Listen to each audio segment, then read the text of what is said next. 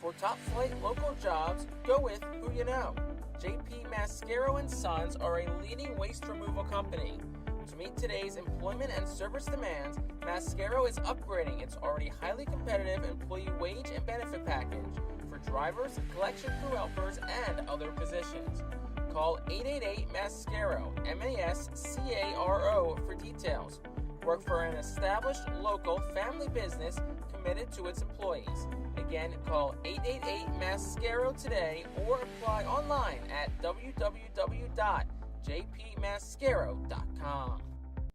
To enjoy a perfectly crafted 1893 from the makers of Pepsi Cola, you must first appreciate its carefully selected ingredients. A dash of cola nut extract, a hint of real sugar, a splash of sparkling water, and a generous amount of attractive spokesperson. Trust me, I'm gorgeous. Cheers to 1893 boldly blended colas, a delicious balancing act of premium ingredients from the makers of Pepsi Cola. Burke's Packing is a family-owned and operated meat processor located here in Reading, specializing in hot dogs, ham, specialty meats, and more. Burke's Packing provides America's classic ballpark with quality products, including the highly acclaimed flat-top grilled hot dog. Join us for Burke's Packing Sunday Family Fun Days at Sunday home games all season long at FirstEnergy Stadium. This summer, we're going from minor league baseball to major fun. Whether you're just stopping by or looking for that Grand Slam getaway, Wyndham rewards everyone. Start earning points on your next qualified by Wyndham hotel stay and redeem them for minor league baseball tickets and experiences all summer long. Not a Wyndham Rewards member? Join for free at WyndhamRewards.com. Restrictions apply. Visit WyndhamRewards.com for more details.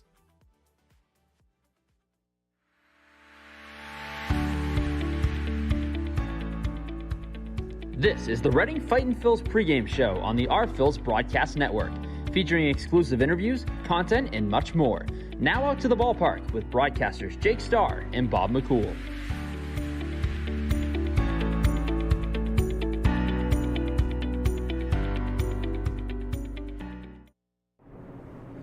Welcome to the Fightin' Phils pregame show. Jake Starr joined with Fightin's relief pitcher Tristan Garnett ahead of the Saturday night game between the Fightin' Phils and the Somerset Patriots.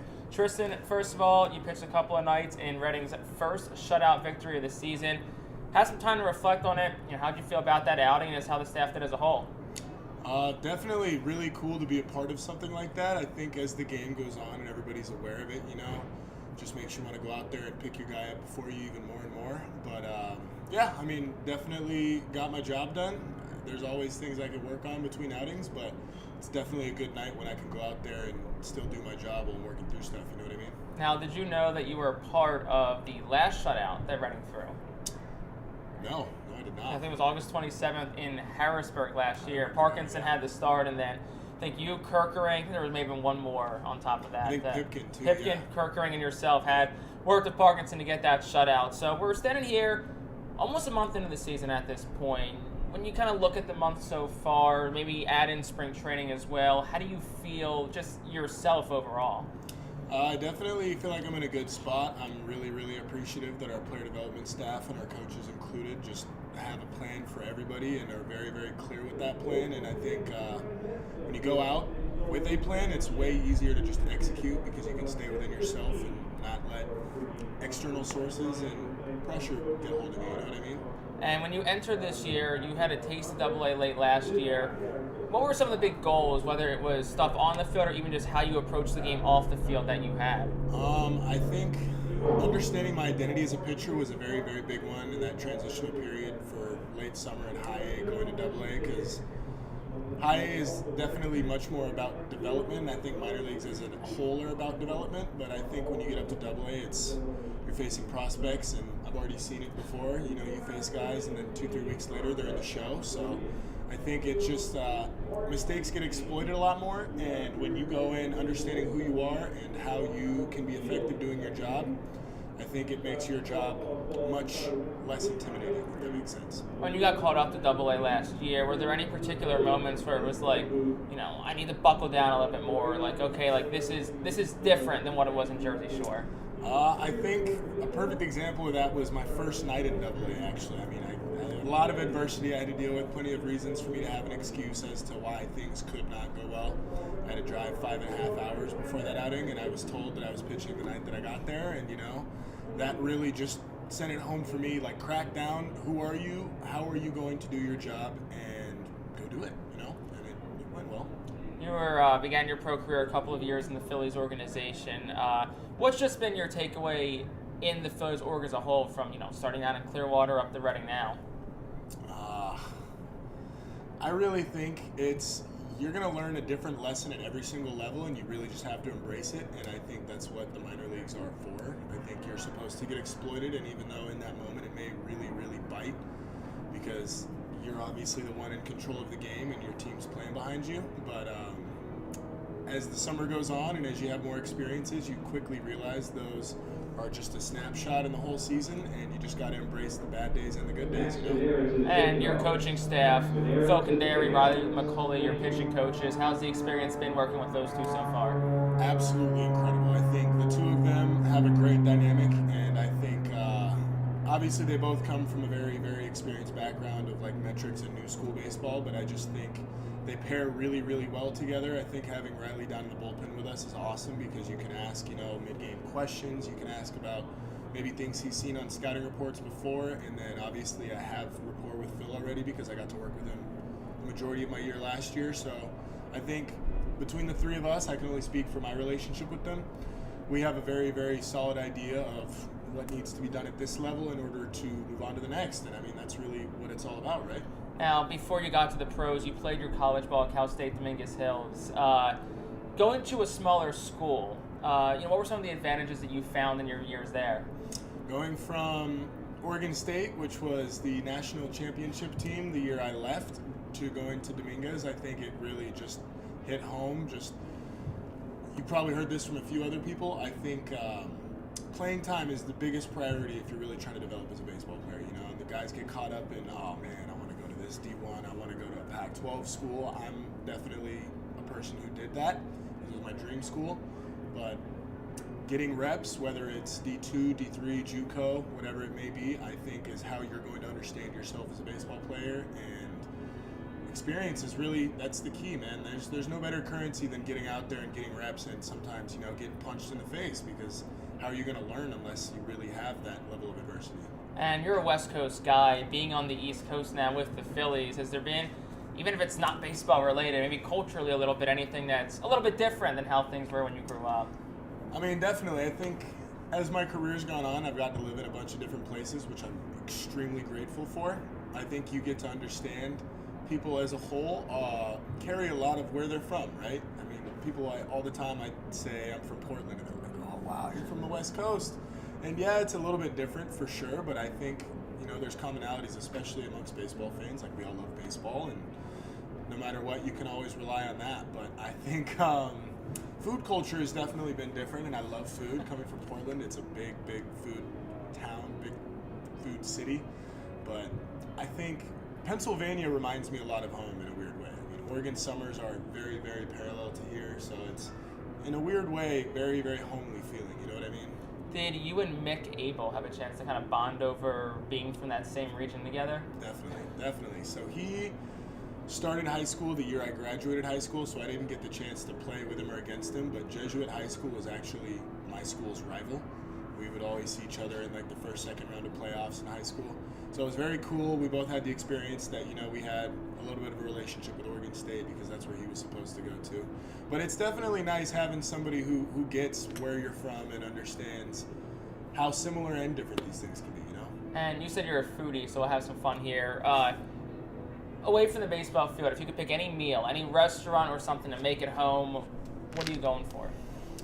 And I think it really depends on the night, but as of lately, I've been on a huge ramen kick. And there's a couple restaurants I've been to in Philly, I can't remember the name off the top of my head, that are some of the best ramen I've had. I love ramen. So you're not talking about the ones that you crush up. You're talking about you go to a restaurant, the egg and the scallion and the tofu and everything. Absolutely, and you're leaving holding your stomach because you're so full every time. Yeah, definitely. I haven't gotten a chance to try many cheesesteaks yet, but I think Vietnamese and Japanese food are my two favorites I've gotten to experience here. Big sushi guy? Big sushi guy. That's what we like to hear. Now, we're pregame, so when there is a pregame meal. If you could pick either any of the selections that they usually have here or just anything in general that gets you fueled up for a game, what are you going for?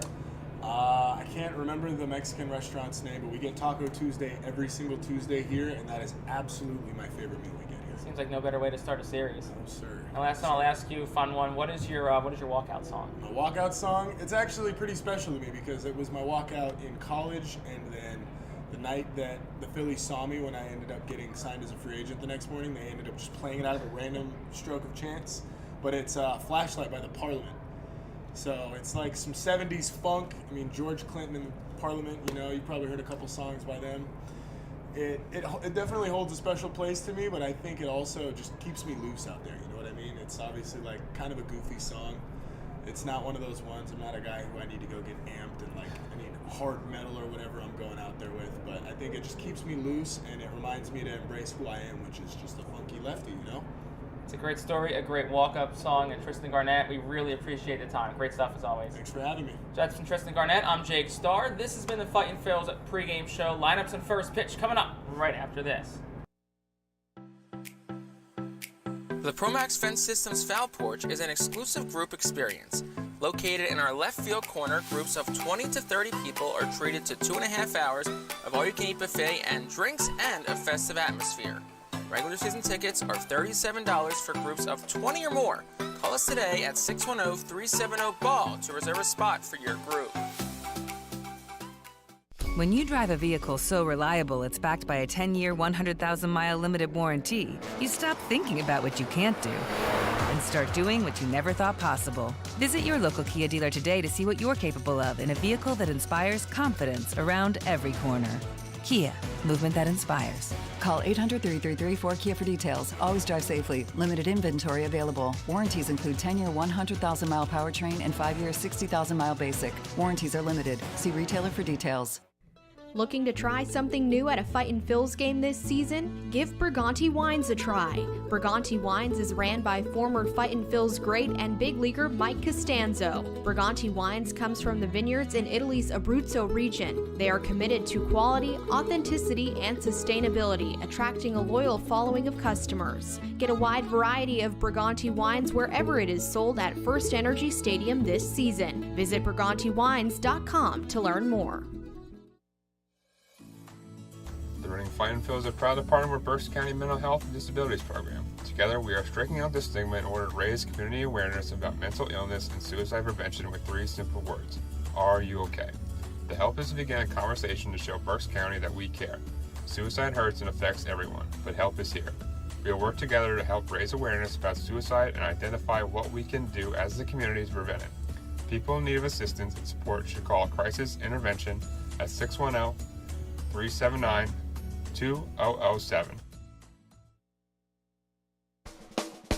Celebrate the history of America's pastime at the National Baseball Hall of Fame and Museum in Cooperstown. See priceless treasures that will bring your baseball memories to life. Connect with the events that shape and change the game and our country. And relive the careers of legends who have earned the greatest honor in sports. Our stories to tell, your memories to share. Plan your family visit today at baseballhall.org.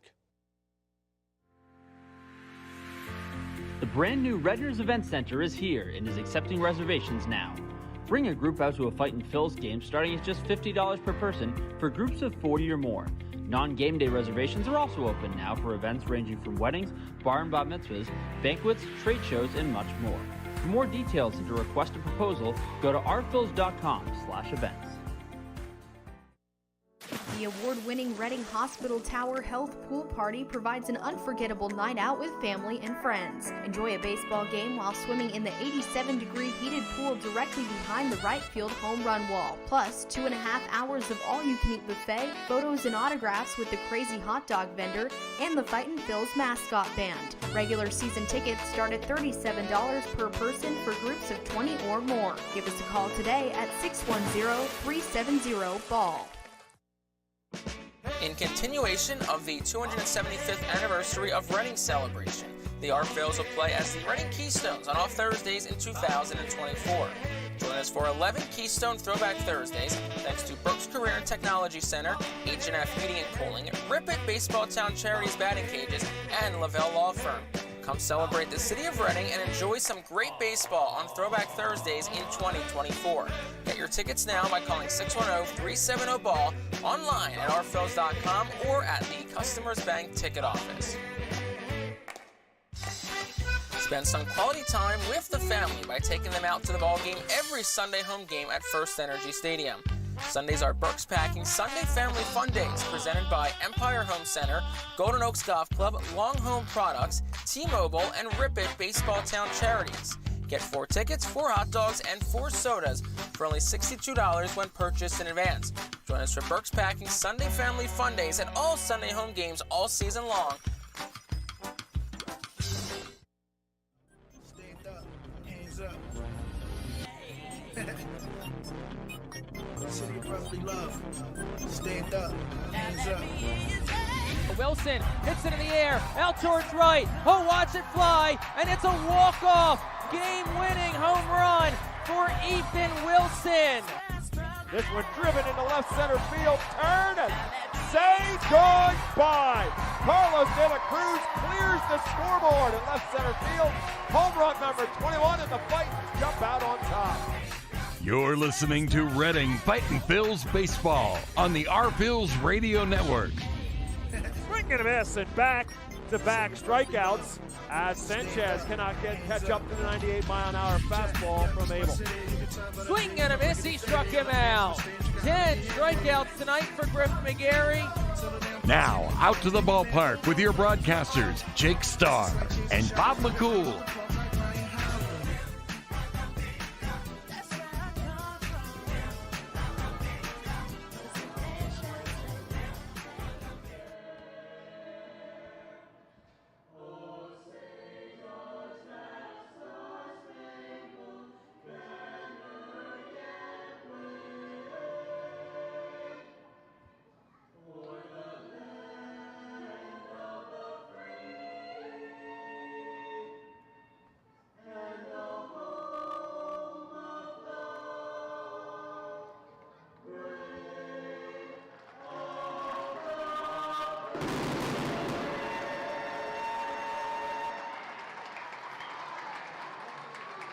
Ladies and gentlemen, it's Reading High School Choir.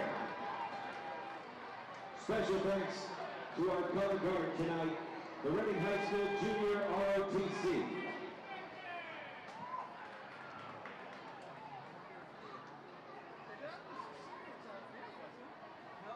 Good evening, everyone, and welcome to FirstEnergy Stadium as the Reading Fightin' Phillies and the Somerset Patriots series continues. Tonight, Game 5 of this 6-game stand between the two. The Reading Fightin' Phillies won the first 3. Somerset with a big win last night at 13-2.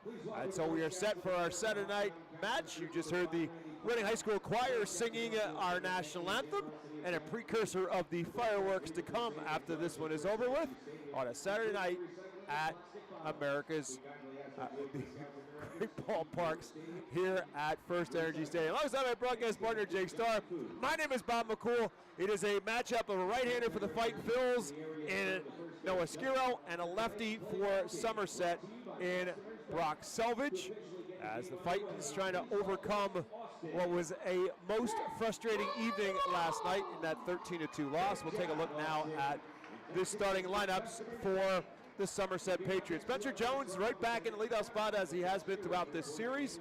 He's in center field. Augustine Ramirez bats second. He's behind the plate tonight. Ben Rice is at first base tonight. He's batting third. Ben Cowles in the cleanup spot is at second. Jordan Groshans is at shortstop tonight, batting fifth. Batting sixth is J.C. Ascara. Tonight he's at third base. Batting seventh is Elijah Dunham. He's at left field. Batting eighth is the designated hitter, Jared Wagner. And batting ninth is right fielder Aaron Polensky. And as I mentioned, Jake, they will be facing right-hander for the Fightins, Noah Skiro. Noah Skiro makes the start. Fourth of the year, 0-1, a 10.57 ERA, 7 2/3 innings pitched, 20 hits, 6 walks, and 6 strikeouts. Spencer Jones leading off. I said he's been leading off this entire series, everything but the first game when DJ LeMahieu On a injury rehab for the Yankees led off, but that lasted all of one at bat. But Spencer Jones throughout this series has been integral to the Somerset Patriot lineup. He is 6 for 19 on the series. Batting average on the season is at .350. 2 home runs, one of them in this series, and 6 RBIs as well. And the first pitch from Noah Skiro is a bit low for a ball. Skiro, 25-year-old, 6'3", 215. Fastball inside that Jones comes up empty on. Skiro pitched last year at Lehigh Valley, and in 24 games made 14 starts for the Iron Pigs.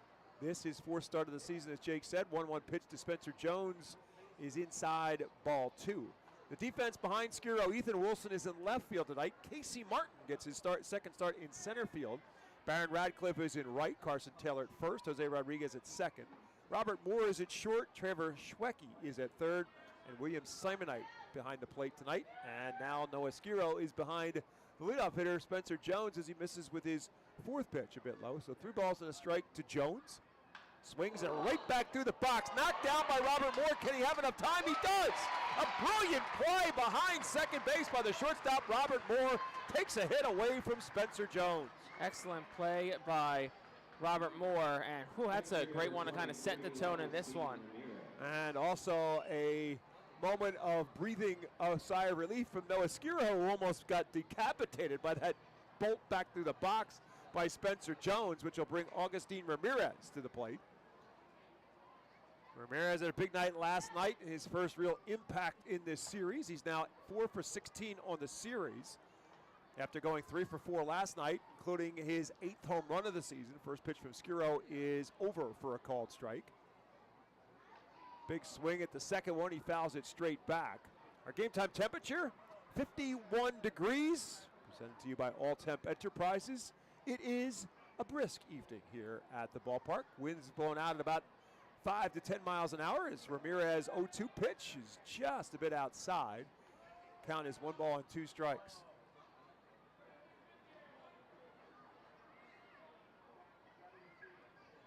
And the 1-2 pitch, pretty much the same pitch, just a bit outside. It's 2-2. Skiro, a 4-seam and a 2-seam fastball. Change and a curve in his mix of pitches. 2-2 is outside. It's ball 3. So after getting ahead of Augustine Ramirez, no balls and 2 strikes, Skiro misses on 3 straight. That one, the cutter, a bit outside. So it's 3 balls and 2 strikes. And he misses again. Skiro not happy. He thinks he got at least 1, if not 2 of those pitches there, but Augustine Ramirez will head down to first base as the game's first base runner after taking the walk. And I'll bring up Ben Rice.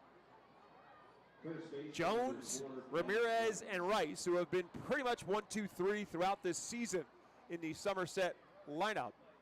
And Rice, the 25-year-old left-handed hitter, who's just 2 for 12 in the series, takes the first pitch over for a called strike. Rice, the number 12 prospect. Ramirez, the number 21 prospect. Spencer Jones, leadoff man, is the number 2 prospect in the Yankees organization. 0-1 pitch coming as Skiro takes a look back, and this one lined into center field. Casey Martin broke in. Now he's going to have to go back as it's over his head and off the wall. Ramirez read it well. He's around second easily and will cruise into third on a double off the left center field wall off the bat of Ben Rice. His 3rd double of the season. And the Patriots picking up where they left off last night with the offense and with the extra base hits as well.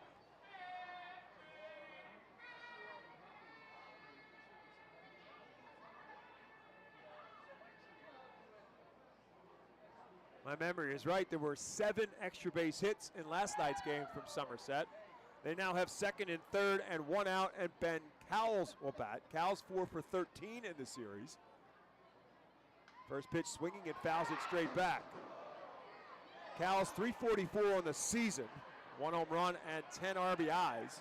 Leads the Eastern League in doubles with 8, including 1 last night. Now Skiro from the stretch with a runner at 2nd and 3rd. 1 out. Infield creeps up. Ball low. It's 1-1. So Phil's infielder is kind of creeping up on the pitch. And now they'll stay in tight. Again, Schwecke at third, Moore at short.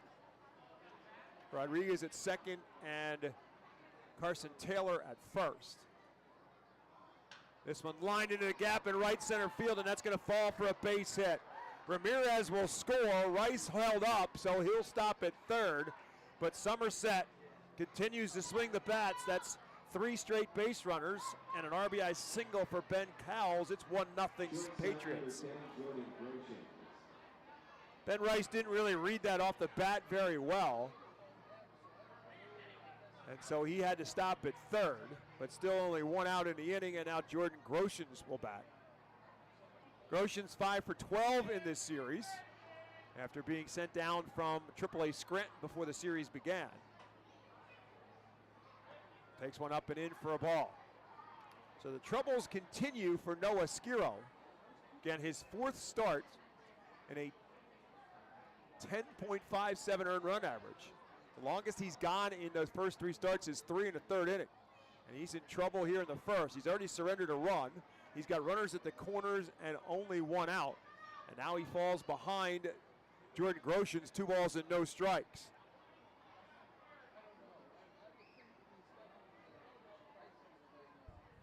This one fouled out of play. It's 2-1.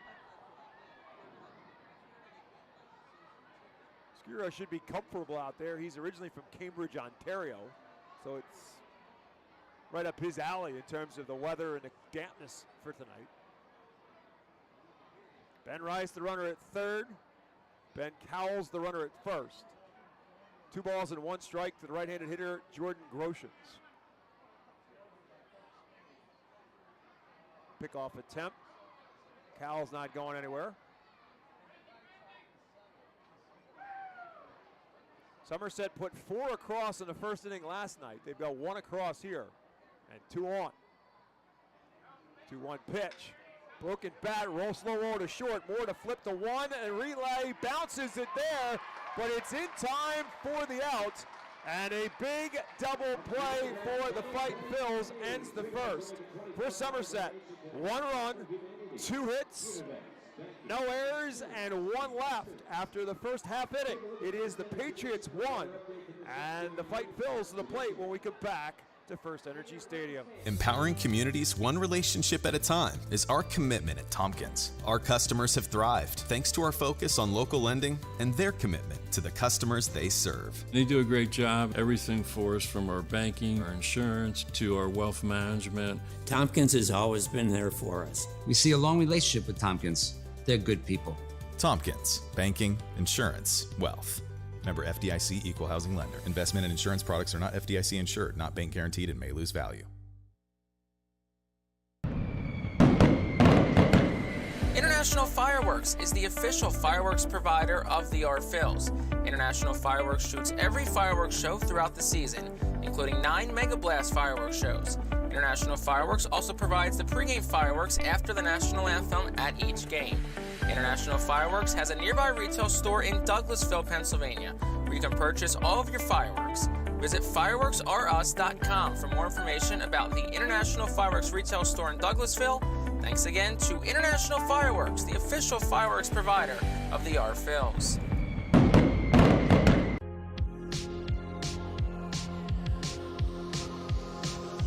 Welcome back as we head to the bottom half of the first inning. It's time for us to take a look at the starting lineup presented to you by Gold Landscaping, or at least what we think is going to be the starting lineup, because there is a change.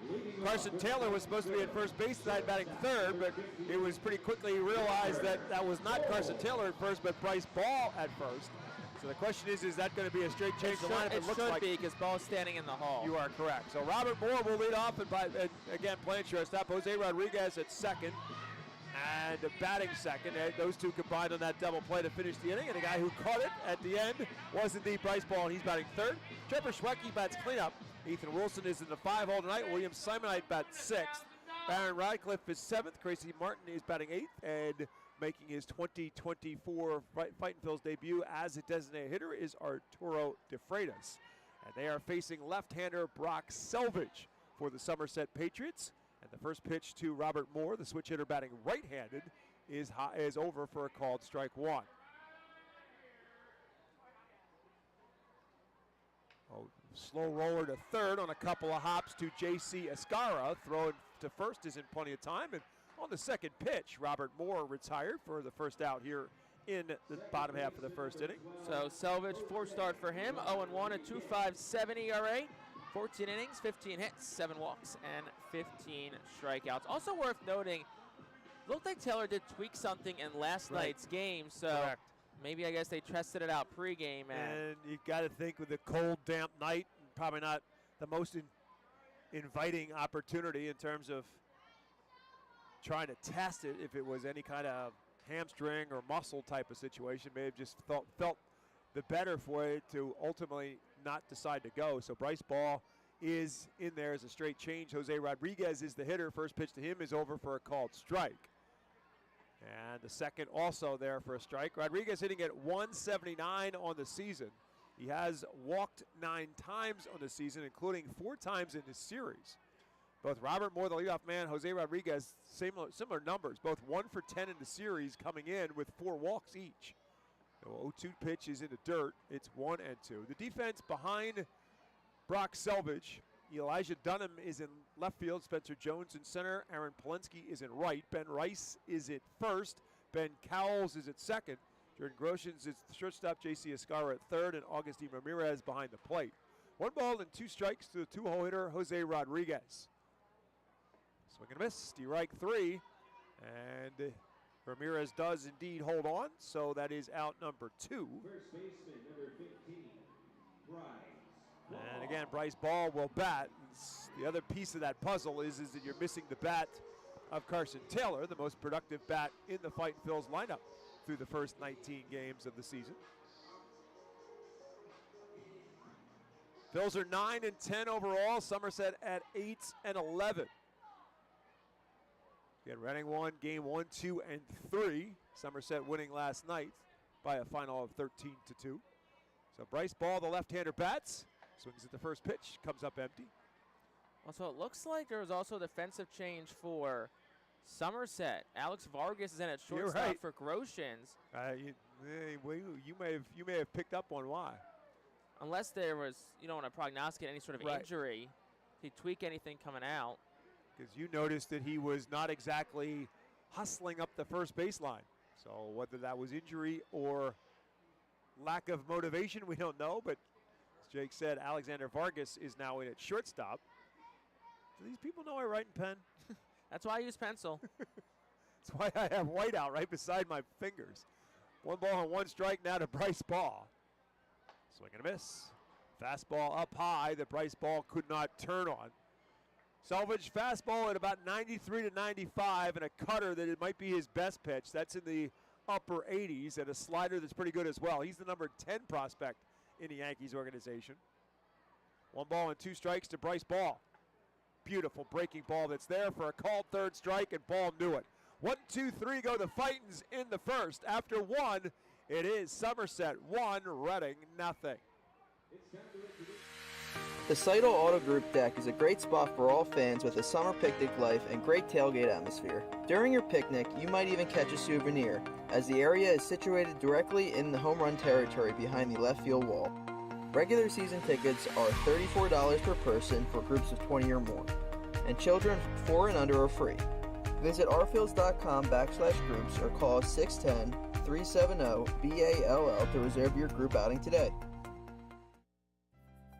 Humane Pennsylvania is an innovative national leader in animal welfare with adoption centers, accredited nonprofit veterinarian hospitals, emergency animal rescue services, community pet assistance programs, and a free community dog park. At HPA, we are passionate about going the extra base to keep your pets healthy and happy at home with you. With a variety of services and different ways and times to access them and variable pricing, Humane Pennsylvania is here to provide your pets with exceptional care, how, when, and where they need it. Visit humanepa.org for more information.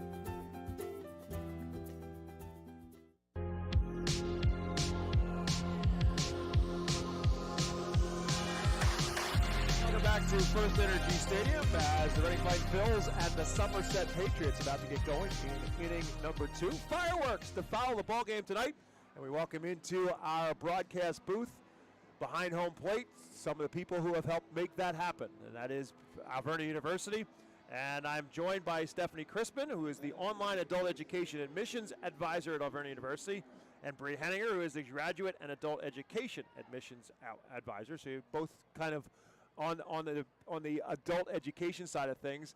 And I guess I should specify that you are bringing us the fireworks. You're not actually setting them off, are you? No, we are not that skilled, but we are pretty good. Okay. I just, thought it was worth asking. You never know. I'm going to assume you're of age. J.C. Escara will lead it off for the Somerset Patriots, facing Noah Skiro, and the first pitch from Skiro is over for a called strike. So let's talk, ladies, a little bit about Alvernia. Let's start with the mission. The mission of Alvernia is, go ahead. I'll let whoever's going to answer me. Well, our mission is really create your comeback. So what that means is removing barriers for adults to come back and get their degree. So we're in the business of supporting and affirming people.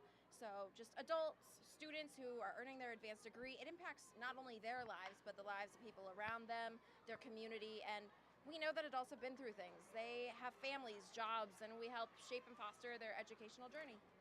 Yeah, I've seen that. In the meantime, J.C. Escara is slow roll to second, so it's one out for Somerset. But I've seen the create your comeback in a number of advertising campaigns all over the place. And it kind of speaks for itself. I mean, that's kind of the purpose of all of it. If whatever you're doing, wherever you've gone, whatever your adult choices in life have been, create your comeback from wherever that may be and start all over again. Yes. So one down here in the second inning as Elijah Dunham will bat. So obviously there are a lot of options out there for adult education. Pretty much everybody offers adult education.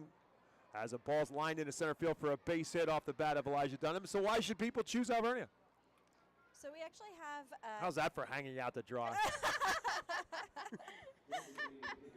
We actually have a dedicated division, grad and adult ed. So we have a staff fully dedicated just for adult students. We are, trained and prepared to help students that have families and that are working.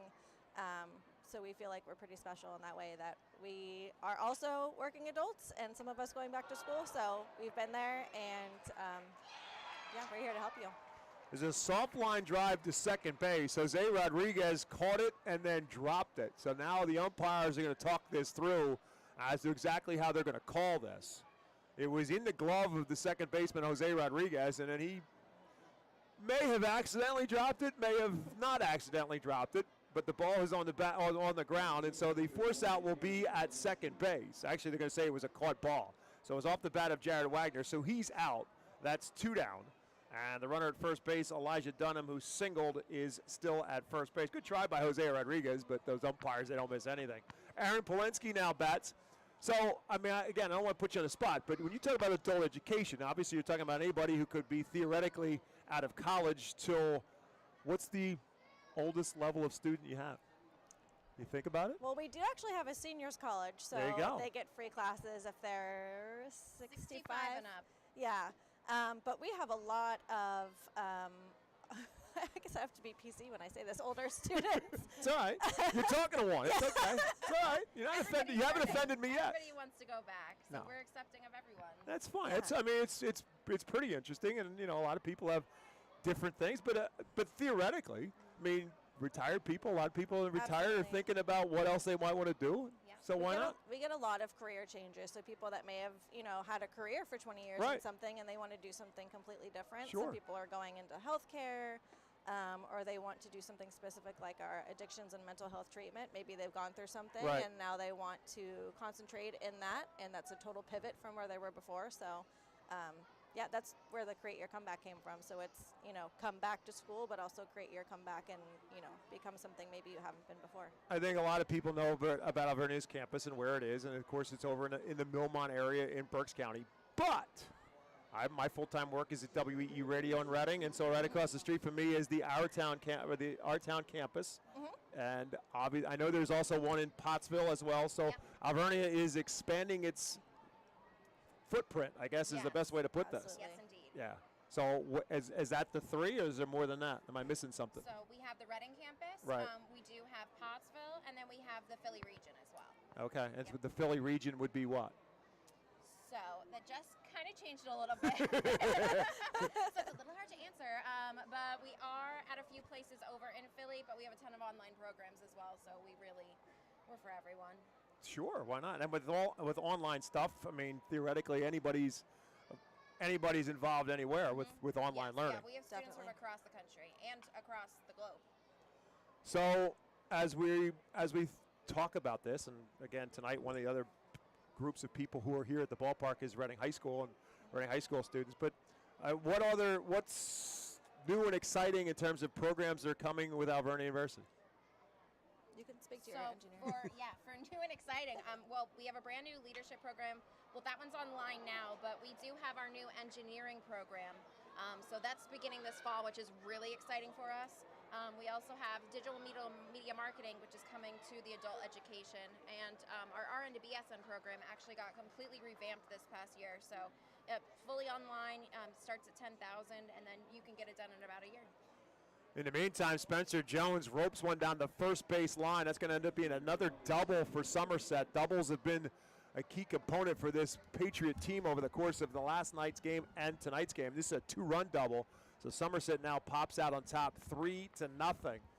After they actually strike, let me stand by corrected, it was a triple for Spencer Jones. He's now standing at third base with 2 outs here in this second inning, and Augustine Ramirez at the plate. 3-0 Patriots on top as Somerset gets its 4th hit of the night. So when you talk about different community partners and so on and so forth around Berks County, does that ultimately offer people a chance to, you were talking about senior citizens getting discounts in terms of education, probably other groups, organizations that can do the same? We have a lot of organizations that we work with, and a lot of people aren't aware, but for example, Penske is one of our biggest partners. We have a lot of healthcare organizations like Tower Health, Surgical Institute of Reading, the chambers, the Greater Reading Chamber. So any business that has an employee that wants to go to Alvernia, they get the 20% discount if the business is a part of the chamber, or an employee at Surgical Institute of Reading wants to come back, they all receive the discount. So there's a ton of people across Berks County, and all the way up to, we have St. Luke's. So there's a ton of places that offer the discount for anyone that's employed. We have LVHN as well. Mm-hmm. Oh, the other thing I want to ask you about is you look out in left center field and I see the big sign out there that says Alvernia University, because that's going to be in front of the brand new bullpens. They're going to be out there because you guys are part of that. So that is, in addition to everything else, that's well, speaking of which, he just hit one right over the top of that. Augustine Ramirez drives one right over the top. That was good timing. Perfect timing. We planned that. So Augustine Ramirez with his second home run over the Alvernia University billboard. It covers the left center field wall. 2-run home run for Ramirez. And the Patriots continue to pile it on here. That is their 4th run of this inning, 3rd and 4th on the 2-run home run from Spencer Jones. For Ramirez's 9th home run, RBI number 18 and 19 on the season. And Somerset now on top 5-0. But what I was really getting to, in addition to trying to predict the future, what I was trying to say is that you guys obviously have been tied, Alvernia University has been tied to the Reading Fightin Phils for a long time. Mm-hmm. Why? What makes it the right partnership for you guys, that Alvernia and the right Reading Fightin Phils? Other than just getting a chance to be out of the ballpark every night. I mean, we're all a part of the community, and that's one of our big values as a Franciscan school, is being a part of the community and giving back and just being one with each other. So I think this being in our backyard, being neighbors and working one-on-one with together. Well, we certainly do appreciate the relationship that Alvernia University and the Reading Fightin Phils have had over the course of the last couple of seasons, and obviously continue to have as well, as this pitch is fouled back and out of play off the bat of Ben Rice. Noah Skiro now in a 1-ball-and-1-strike count. In this top half of the second inning, Patriots are ready with 4 runs across in this inning. 2 outs as well, as Skiro misses up and in. It's now 2 balls and 1 strike to Ben Rice, who doubled his first time up. So 3 hits in the inning. And Skiro trying to work his way out of any further trouble and gets that one over for a called strike. It's now 2 balls and 2 strikes. So the Patriots right now a double away from the cycle in this inning alone. With a left-handed hitting Ben Rice at the plate. And Skiro again misses inside. It's 3 balls and 2 strikes. Skiro misses with a curveball, his 45th pitch of the night.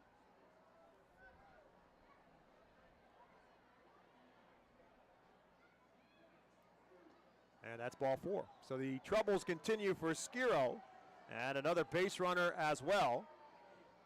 And with 2 outs, that's going to bring Phil Kandari to the mound for a conversation. So, ladies, I'm going to ask the question, which is, we've talked about a lot of things with the adult education program. Let me ask just a personal question. Obviously, there's a lot of options to choose in terms of where you wanted to work within Alberta University. Why the adult education program? Would you like to go first, or do you want me? Yeah, so I usually... I'm making you think. I have like a story You're that representing a college. I should make you think. What you did to me for 4 years. It's a Saturday night. No. I like to tell my applicants that I can relate to them. So I did not do well in high school. I'm originally from California. I did not do well in high school because, I got distracted and had other things going on and didn't even get to walk at my graduation. It had to be from within that I wanted to go back to college. I went to the community college for a little bit, and I was like, I don't have to be here because no one's telling me to. Right. I'm 18, I can do whatever. So I stopped going, was a working adult. And then when I was around 26, I decided, I want to do something for myself. I know that I can do this. I'm intelligent. I know that I have better opportunities if I go back to school. So I did. I was working full time, and I graduated a couple days before my 30th birthday with my undergrad. And then decided that I wanted to just keep going, and I enjoyed school.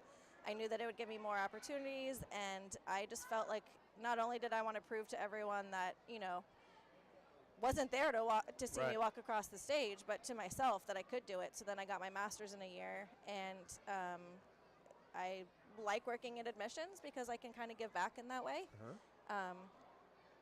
So that's why I like adult education. Because you've lived it. I have lived it, and I actually have a 16-year-old, and we went on a tour this morning. So she's been busy today. yeah, so we did the undergrad portion of it. Did you make sure they don't do this, follow the same path? You want to make sure of that in terms of the way they're going about it? Absolutely, absolutely. Ben Cowles lines a base hit into left field. That's going to be another run for Somerset, as it makes it now a 5-run inning and a 6-0 lead for the Patriots, as Cowles' RBI single brings in Ben Rice. And that's going to bring Jordan Groshans to the plate. Well, we've heard Stephanie's story. Bree, you want to fill in as to why online adult education works for you? So I'm actually new to higher education. I've been here since almost a year now, so it still feels new, honestly, every day. But truly, I went to school. I'm from the Lehigh Valley. I went to school at Penn State Berks. So coming back into Berks County, and I just had a wonderful experience going to college back in the day, and I just love having the ability to help people get into that. And especially, I've been a working adult for years now, and understanding that people have lives, families, children, they've been through everything, just helping them kind of get back into everything, and then focusing and doing something for yourself, I think is very important. So that's why I love it and why I got back into it. You just said something that made me think. I mean, obviously, when you're talking about your traditional college students, obviously there's a lot of counseling and consulting that has to go on, getting them accustomed to going to college and college lifestyle. It's got to be a whole nother different kind of consulting when you get into adult education. Because you've got people, online. Just balancing life and school at an older age with a lot of different problems than a college student would have normally. The biggest thing is making sure that they're aware of all the different ways that they can get the discounted tuition, and that they have all the resources that all the traditional undergrads have. So they can use all the same resources. We have as much as we can online at all the different campuses. So, we go through every step to make sure that they know how to access the technology. Sometimes for the older adults, it's a little harder for them to get back to school and understand, Blackboard or Canvas. But we do everything we can, make sure that they're comfortable and they know that they're making the right choice to make that next step. Jordan Groshans flies out, and that finally brings the inning to an end. And unfortunately for us, it also has to mean that we say goodbye to Stephanie and Bree. Ladies, thanks for spending some time with us. Glad we had a little extra time to be able to talk about it. Thanks for your partnership with the Reading Fightin' Phils, and we hope to see you again real soon. Thanks for stopping by. Thank you so much. Reading Fightin' Phils to the plate when we come back on the Reading Phils Network. It's 6-0. Patriots on top after this. Cornwall Manor is an active senior living community on a 190-acre campus in Cornwall, Lebanon County. The community offers independence and opportunities for wellness and fitness, as well as educational and musical programs, and the peace of mind of having convenient health care on site. Cornwall Manor offers a range of residential choices from apartments to homes. Prospective residents are welcome to visit us for lunch and have a chance to learn more about the community. More information is available online at cornwallmanor.org. Cornwall Manor, celebrating 75 years of senior living. The Fightin' Phils know who to call for trash and recycling services. A proven winner, JP Mascaro & Sons. The industry leader for over 50 years. Trust the familiar Mascaro Blue Elephant to provide dependable, quality service for your home or business. That's JP Mascaro & Sons, one of the top companies in its industry. Trash and recycling services for home, business, and industry.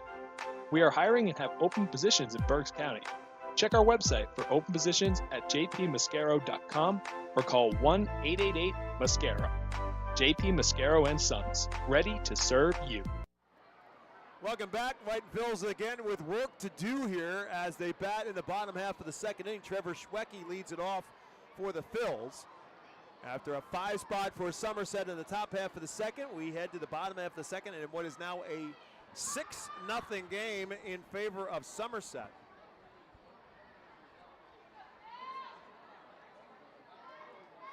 The 1-0 pitch to Schwecke is fouled out of play. 1 ball and 1 strike to Schwecke.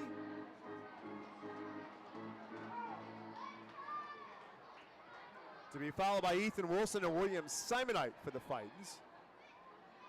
Schwecke hitting at 222 as he stands in, and the pitch is way up high. It's ball 2, 2 balls and a strike. Reading won game 1, 10-4. They won the second game on Wednesday 4-3, and then 5-0 on Thursday night. Things looked like they were just moving along nice and smooth and crisp and clear, and then last night happened with Somerset at 13-2.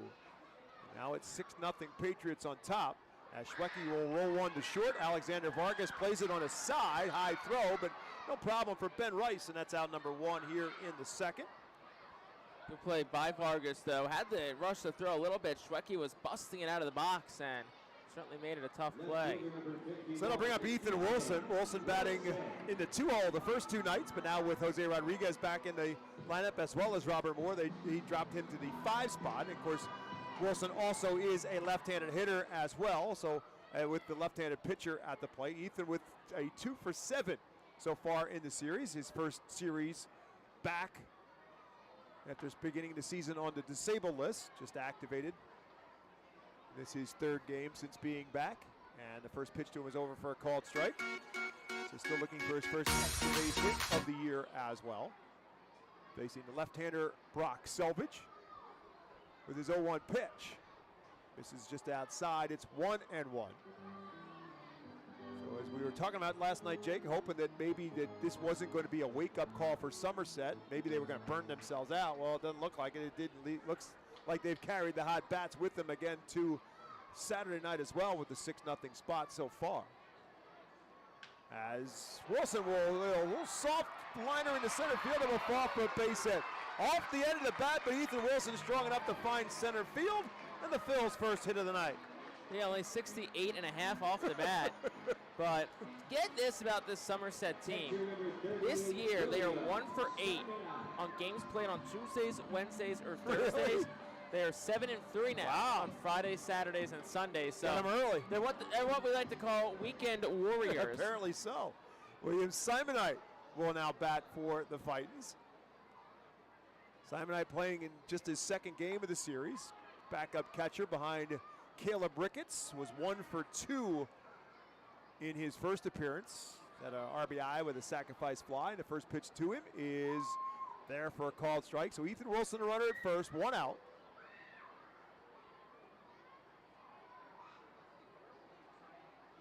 Simonite swings and misses. It's 0-2. Simonite, 27 years of age. Signed by the Oakland A's as an undrafted free agent out of Wake Forest. And then a minor league free agent. Phil signed him in the offseason. No balls and 2 strikes to him. Little slow roller out towards the first baseline. Selvage scoops it up with his glove and then tosses it to first with Rice there for the out. Wilson moves up to second base now with 2 outs. Nice play by Selvage. Really got off the mound quickly, and really the only chance he had was with that glove flip. So it effectively moves Ethan Wilson to second, although that's not the idea right now, down 6 runs. But it will bring Barron Radcliffe to the plate. Barron 3 hits in the series. They all came in 1 game. He's 3 for 12 in total, including a double and a home run. And now time is called. Augustine Ramirez calls time before Selvage's first pitch to Barron Radcliffe. Looks to be some sort of miscommunication between them with the signs, or just how they want to attack Radcliffe here. Of note, no action in the Fightin Phil's bullpens. Looks like the 3rd inning will belong to Noah Skiro. Longest he has gone in any of his 3 starts so far is 3 1/3. Barron Radcliffe settles in. Big left-hander takes the first pitch, tried to start and stop, and was able to do so. They'll appeal. Did not go around, says third base umpire Zidek. Chad Patterson behind home plate. Jared Dewerson is at first base tonight. And the 3-man officiating umpiring crew in the Eastern League. So 1-0 to Barron Radcliffe. Breaking ball and a beauty from Selvage, locked up Radcliffe, not expecting the slider with a 1-0 count, and he got it. It's 1-1.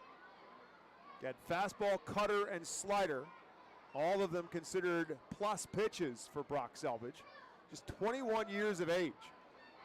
Lefty takes a look back at Ethan Wilson, comes with his 1-1 pitch. Another slider that Radcliffe stays on and fouls it down the first baseline, so it's 1 ball and 2 strikes. Last year, Selvage pitched in Tampa, the single-A affiliate for the Yankees. Made 14 starts there, then promoted on July the 18th to the high A affiliate at Hudson Valley. Made 9 more starts at Hudson Valley. 1-2 pitch.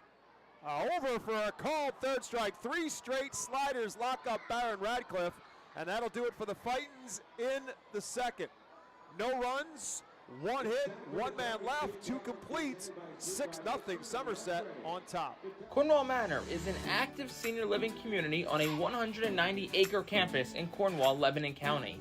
The community offers independence and opportunities for wellness and fitness, as well as educational and musical programs, and the peace of mind of having convenient health care on site. Cornwall Manor offers a range of residential choices from apartments to homes. Prospective residents are welcome to visit us for lunch and have a chance to learn more about the community. More information is available online at cornwallmanor.org. Cornwall Manor, celebrating 75 years of senior living. Are you looking for a reliable food distributor to meet all your culinary needs? Look no further than our trusted team at Feaser's Food Distributors.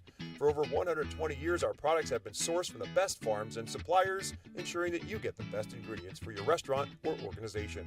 From fresh produce to premium meats, Feaser's supplies everything but the appetite. Visit Feasers.com today to experience the difference in working with a top-tier, family-owned food distributor. Feaser's, your partner for success in the kitchen. Looking for a fast and hassle-free way to get your snacks and non-perishable groceries? Look no further than FeasersDirect.com.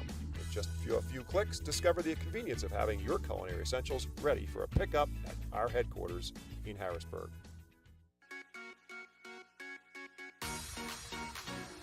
We head to the 3rd inning, and after Somerset batted around in the 2nd inning and put 5 runs across, they lead it 6-0. And the Patriots back to the plate. The guy who started last inning with a ground out to second base, harmlessly enough, is J.C. Escara.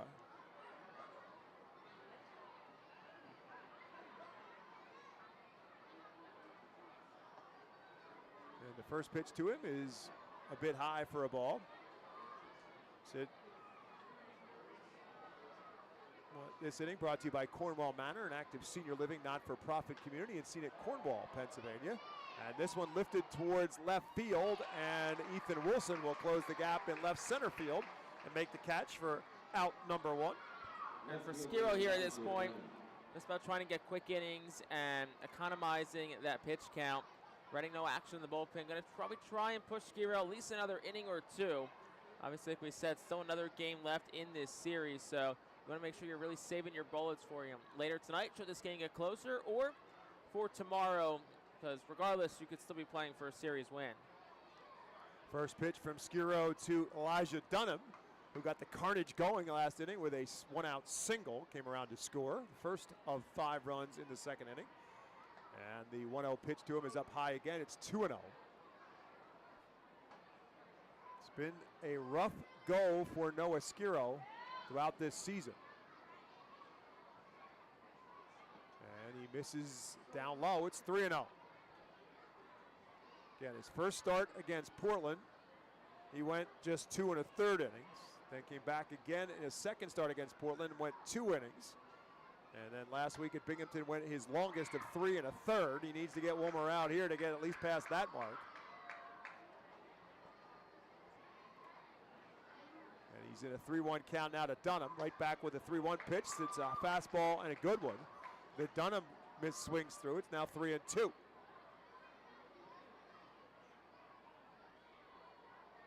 That base hit, by the way, from Dunham is last time up. His first hit of the series. Had been riding an 0 for 10 prior to that base hit. And that's inside, ball 4. So Dunham's a base runner again. As Jake said, no action in the Fightin's bullpen. Skiro at 62 pitches right now. And that'll bring Jared Wagner to the plate. Wagner with a soft line drive to second baseman Jose Rodriguez, his first time up. 4 walks for Skiro, matches a new season high. If he gets to one more, that'll tie a career high that he's done a couple of times. Misses outside to Jared Wagner, 1-0.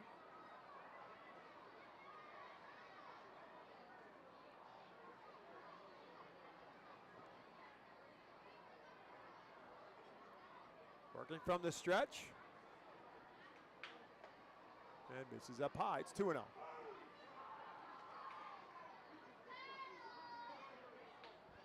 Not much of a lead at all for Elijah Dunham off of first base.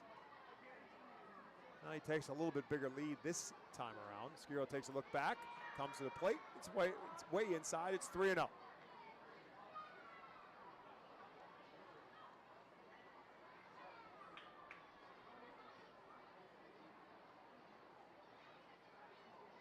Skiro at Lehigh Valley last year, as I said, 24 games, 14 of them starts. He was 8-4 with a 5.84 earned run average.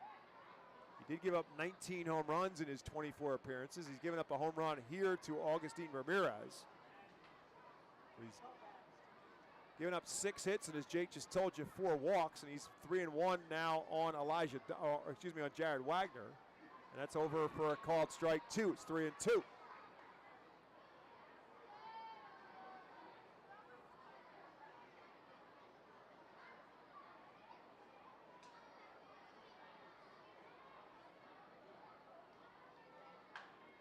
Bounce down the third base line and a foul ball.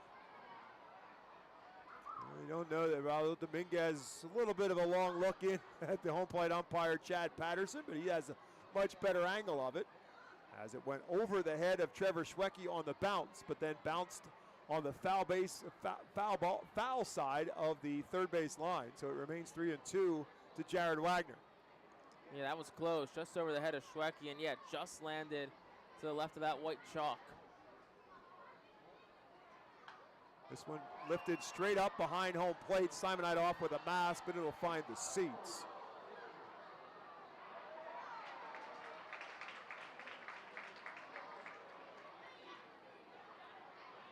Patriots with 3 extra base hits among their 6 hits so far in this one.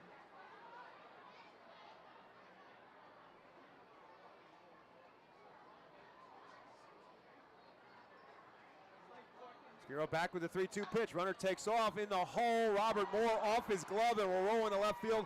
That'll be another base hit, this one by Wagner. His first hit of the game is the 7th hit now, as Elijah Dunham will stop at second.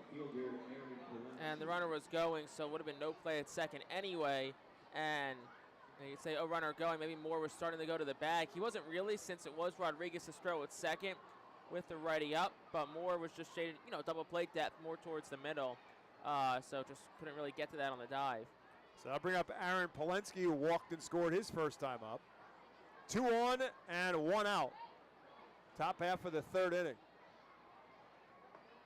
That's outside for a ball. Bullpen still quiet down the right field line.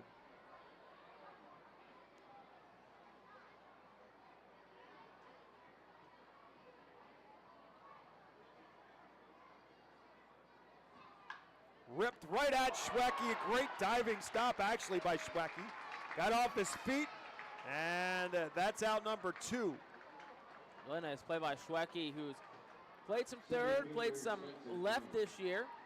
Won't spoil too much, but just keep your eyes peeled online. Might be a nice feature story on Trevor Schwecke coming out next week, but just might be. I'll leave it at that. Spencer Jones now bats. Jones had one of the big hits in that 5-run second inning with a 2-run triple. Roped it down the first baseline and all into the bullpen. He bats with 2 on and 2 out now, and the first pitch to him is up high for a ball. Schwecke, who spent his entire career up to now in the Blue Jays organization, Rule 5 pick by the Phillies.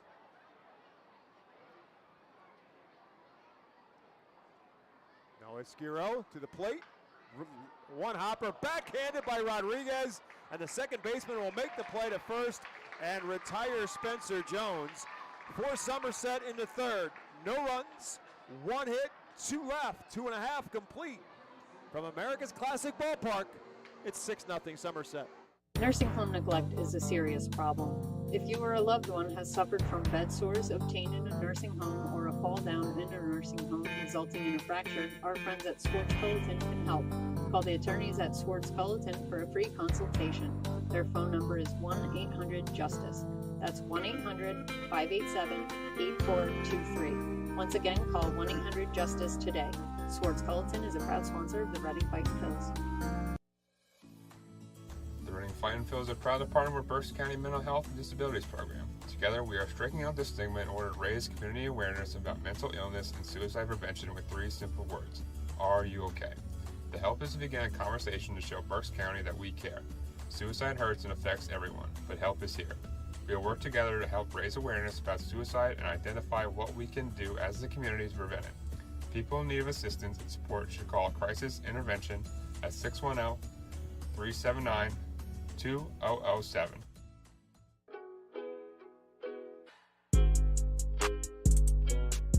Bottom half of the third inning brought to you by Swartz Culleton PC. You can expect reliable and experienced attorneys who are committed to getting you justice after a serious personal injury. Call Swartz Culleton today at 1-800-JUSTICE. 6-0 Patriots on top as the Fightin' Phils come to the plate. Somerset has already batted around twice in this inning. In this game, I should say. They've already twice through their lineup, and the Phils have yet to get through their lineup one time. They will do so by the time this inning ends. They'll send 8, 9, and 1 to the plate in Casey Martin, Arturo De Freitas, and Robert Moore. And now there is some action in the Fightin' Phils bullpen. Andrew Baker gets up and begins to throw, so no doubt he will probably come in for the 4th as Casey Martin leads it off here in the 3rd. Brock Selvage first pitch. Lifted foul and out of play. Martin just 1 for 11 so far in the series. He's also struck out 6 times. Playing in center field tonight for the 2nd time.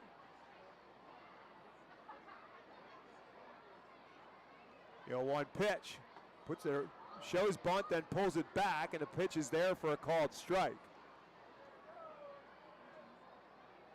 Fastball from Selvage at 92. He's not going to overpower anybody, 93 to 95, but he spots his pitches very well. Swing and a miss. Casey Martin again is a strikeout victim. Back-to-back strikeouts now for Selvage, and 3 in total so far in this game. And they'll bring Arturo De Freitas to the plate, batting for the first time in the season. De Freitas has been on the roster all season long, but he's been on the developmental list, predominantly being used as an extra catcher in the bullpen. So he gets to start tonight as a designated hitter, 22-year-old, originally from Venezuela. Signed as an international free agent by the Phillies in 2018. First pitch to him, just misses for a ball. DeFreitas last year at Jersey Shore got in 36 games for the Blue Claws and then was called up to Reading. Played in just one game for the Phils, was with them throughout the month of August and September, called up on August the 8th. And this one lifted into shallow right field. Long run for Polensky, but he'll get there, battles some wind and makes the catch. And the Phils with a very quiet 1-2 so far here, and that'll flip the lineup around to Robert Moore. Shortstop Robert Moore. Moore grounded out his first time up. Moore trying to get it back going, came into this series swinging a very good and solid bat throughout 2024, but now just 1 for 11 so far in the series as he stands in. It's a big swing, no contact, and actually Robert Moore all the way down to one knee by the time he was done on the swing. That's the slider that Selvage has been dancing around some Fightin' Phil's hitters throughout the night. Again, fastball, curve, and slider all considered plus pitches for Brock Selvage. And another swing and a miss by Robert Moore. It's quickly no balls and 2 strikes. Selvage has struck out 4 so far, and has not walked the batter.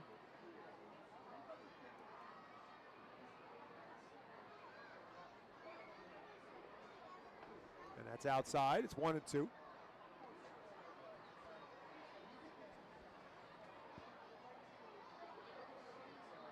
Selvage originally from Carrollton, Texas, signed by the Yankees in 2021 in the 3rd round of the draft, out of Hamilton High School, out of Hamilton High School in Chandler, Texas. And there's a swing and a miss by Robert Moore. He's a strikeout victim. The 2nd in the inning, the 5th of the night for Brock Selvage. 3 complete at FirstEnergy Stadium, and it remains Somerset 6, Reading nothing. Nursing home neglect is a serious problem. If you or a loved one has suffered from bed sores obtained in a nursing home or a fall down in a nursing home resulting in a fracture, our friends at Swartz Culleton can help. Call the attorneys at Swartz Culleton for a free consultation. Their phone number is 1-800-JUSTICE. That's 1-800-587-8423. Once again, call 1-800-JUSTICE today. Swartz Culleton is a proud sponsor of the Reading Fightin' Phils. Did you know that the blood that you donate at Miller Keystone Blood Center stays right here in your community? That's right, it goes to your area hospitals. So you might just be helping a family member, a friend, or a neighbor. Call Miller Keystone Blood Center, the only community blood center servicing your local hospitals. 1-800-BE-DONOR or go to giveapint.org. We're located at 1047 Old Burnville Road, just behind Classic Harley-Davidson.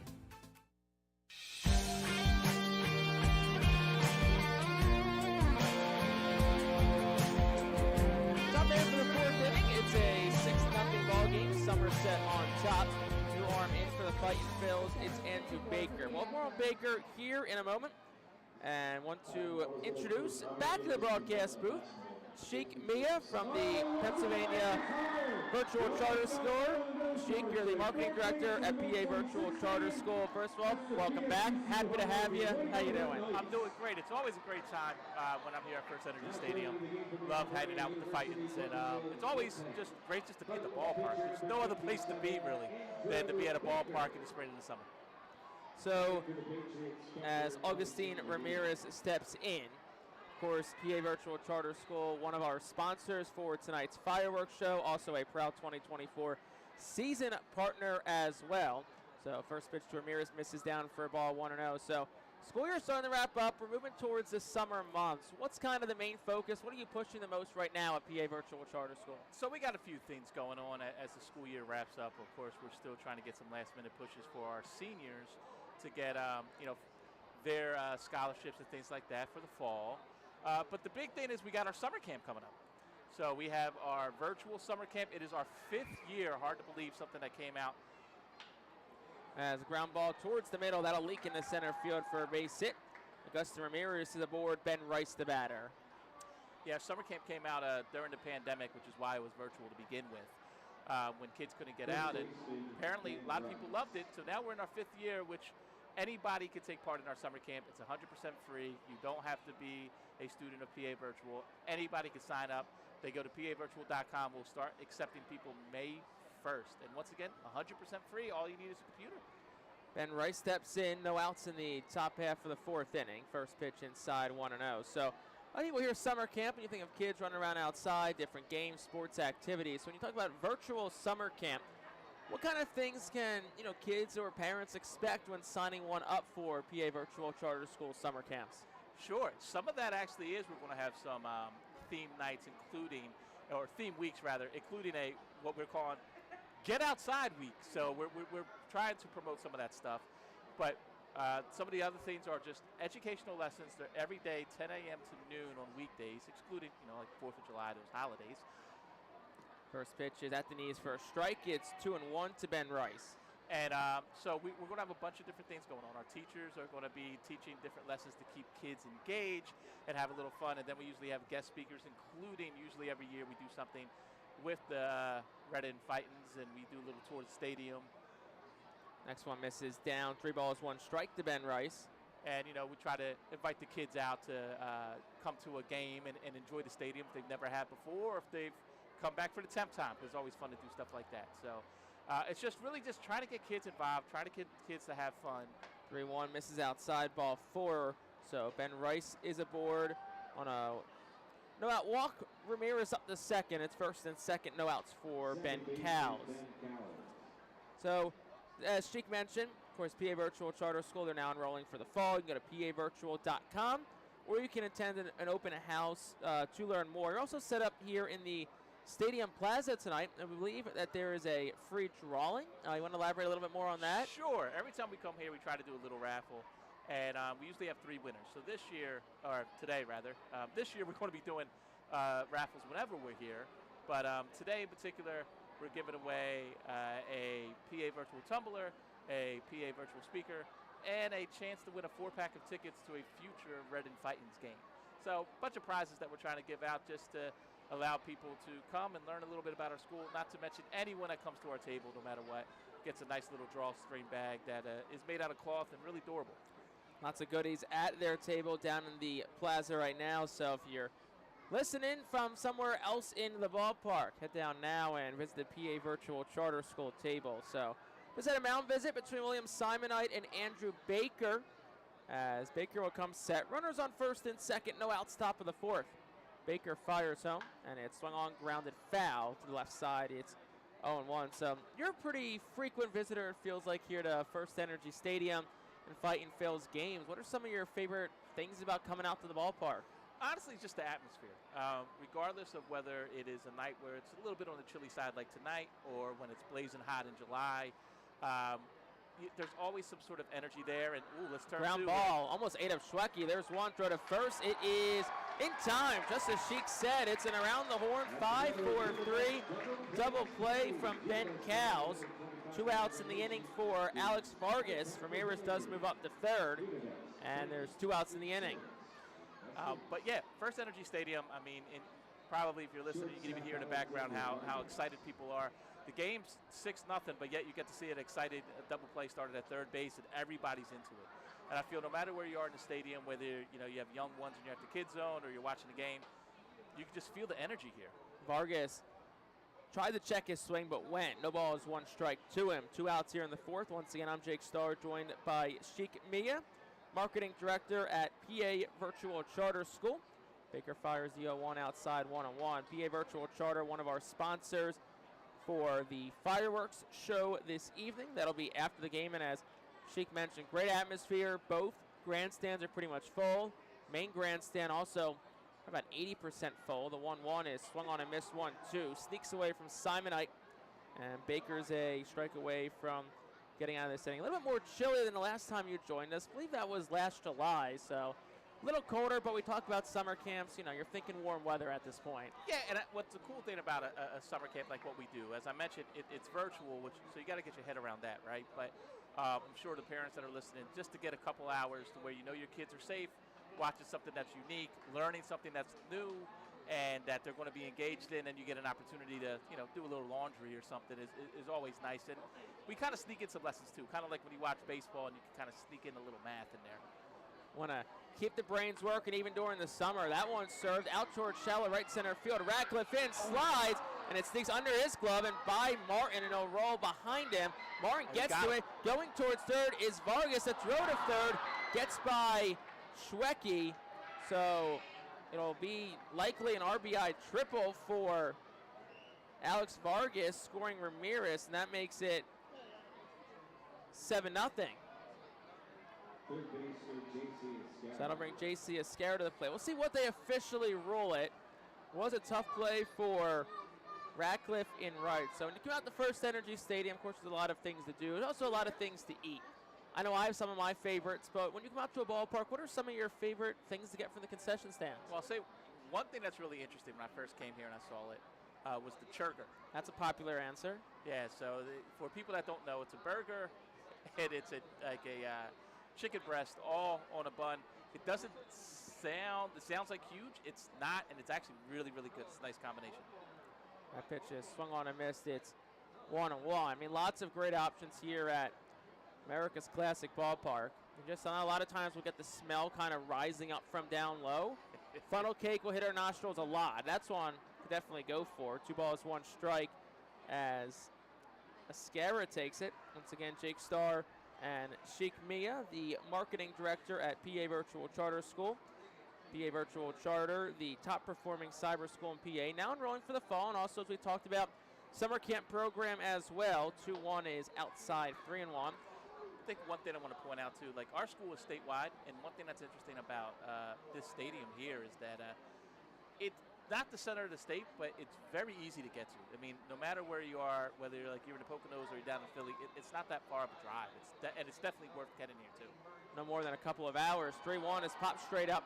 Left side of the infield, Trevor Schwecke is there, and he will make the catch to retire the side in the first. Sheik, it's a pleasure as always. Thanks for joining us and really appreciate your longtime support.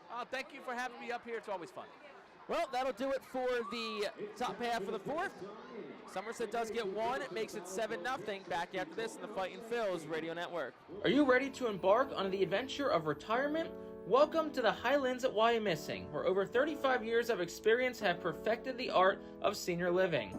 Nestled on over 113 acres of serene landscape, our community offers a haven for active seniors seeking tranquility and excitement alike. Discover a lifestyle enriched with stunning amenities and engaging activities, all within the premier nonprofit life care community in Berks County. Bid farewell to home maintenance and embrace more quality time with loved ones as you enjoy a calendar brimming with thrilling events and trips. Experience the security, independence, and boundless opportunities that await you at the Highlands at Wyomissing.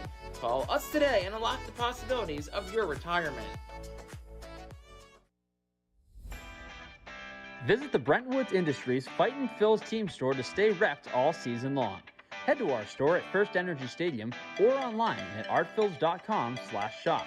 We have a wide variety of Fightin' Phil's hats, jerseys, kids apparel, and much more. Looking for something new? Check out our brand new Pinstripe and Los Luchadores jerseys. Root for your Fightins in style and stop by the Brentwood Industries Fightin' team store or artphils.com/shop.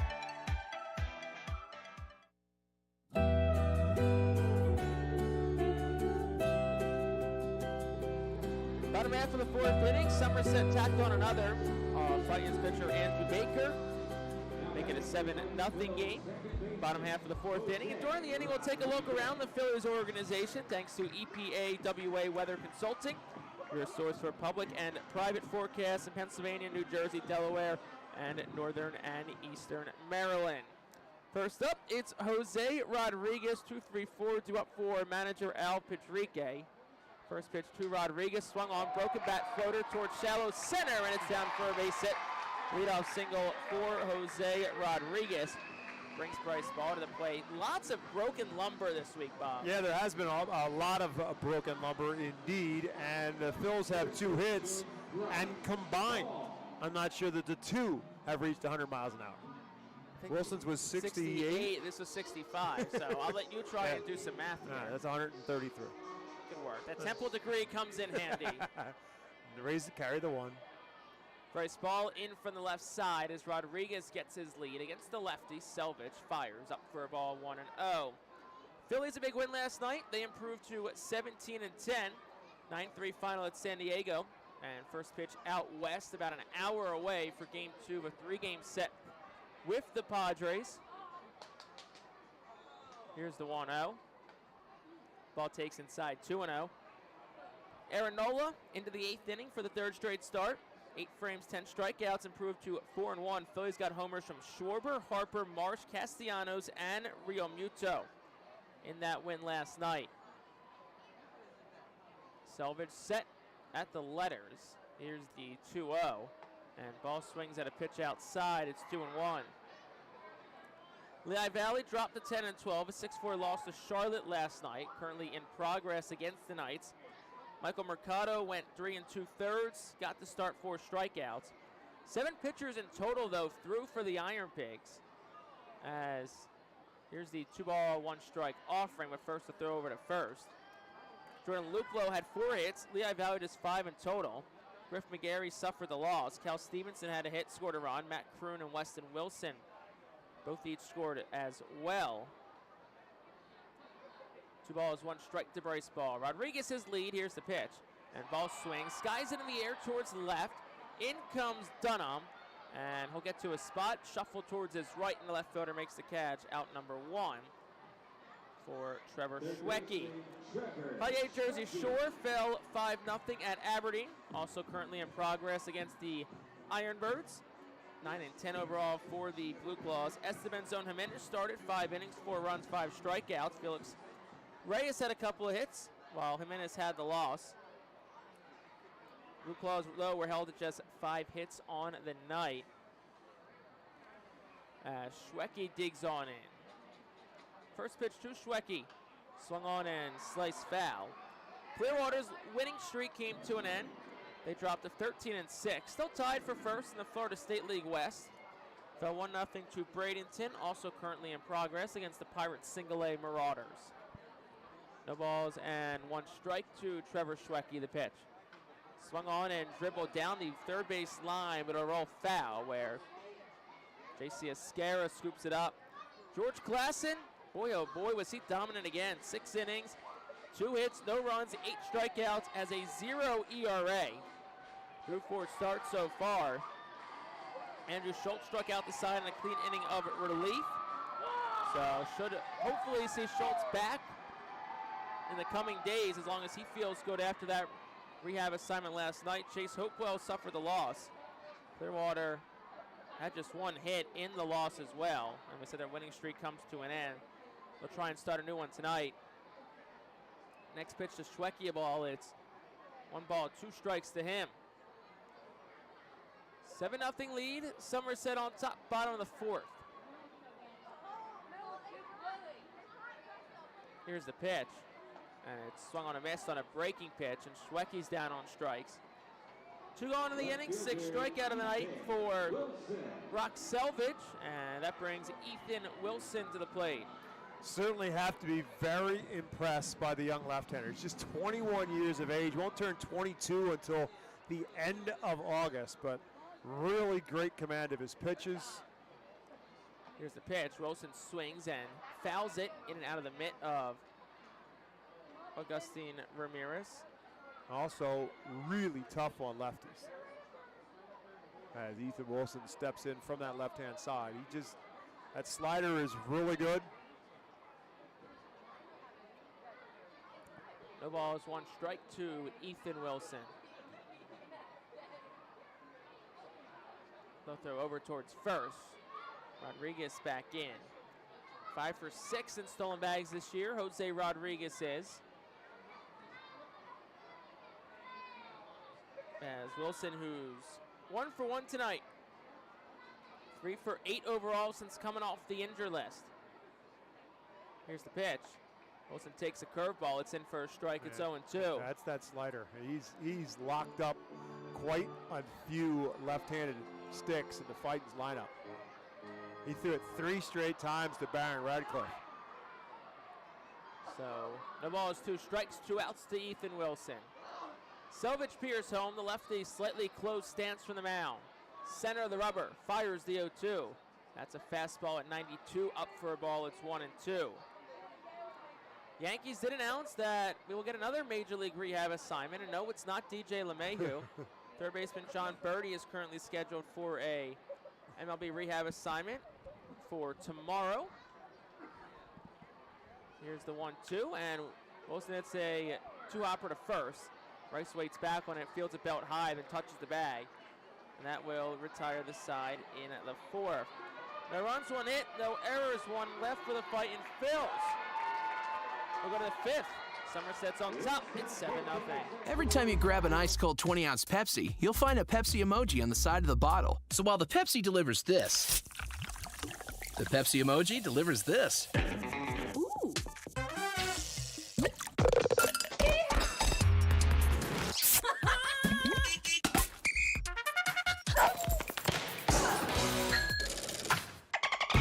So go ahead, crack open a Pepsi. And tell the world how you feel and what you love with Pepsi emojis. Say it with Pepsi. International Fireworks is the official fireworks provider of the Phils. International Fireworks shoots every fireworks show throughout the season, including 9 Mega Blast fireworks shows. International Fireworks also provides the pregame fireworks after the national anthem at each game. International Fireworks has a nearby retail store in Douglasville, Pennsylvania, where you can purchase all of your fireworks. Visit fireworksrus.com for more information about the International Fireworks retail store in Douglasville. Thanks again to International Fireworks, the official fireworks provider of the Phils.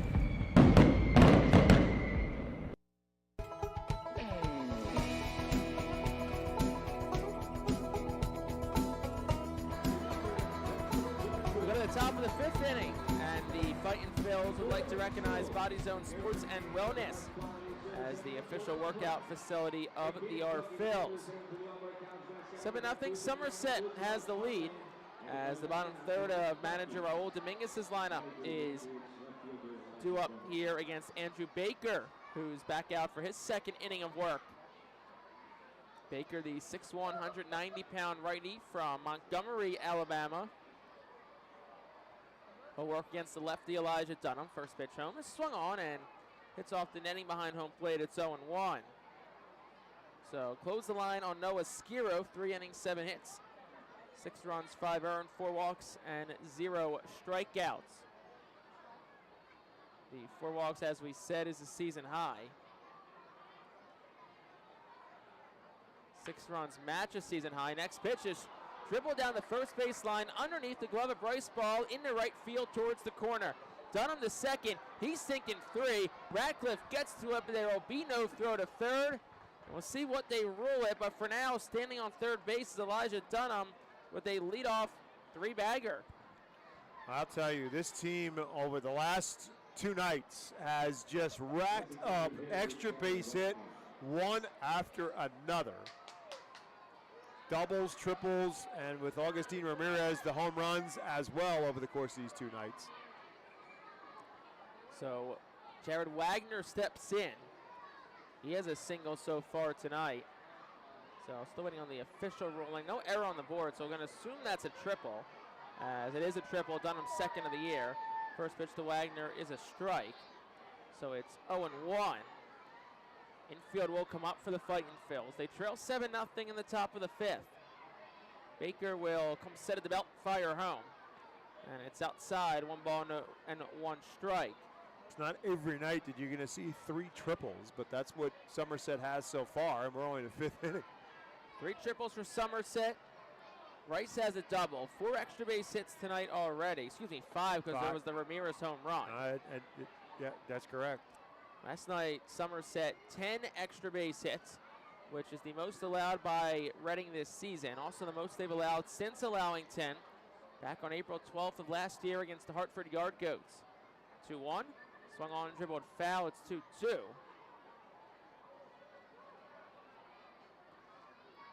As we were saying, Yankees third baseman John Birdie is scheduled to make a rehab appearance here tomorrow.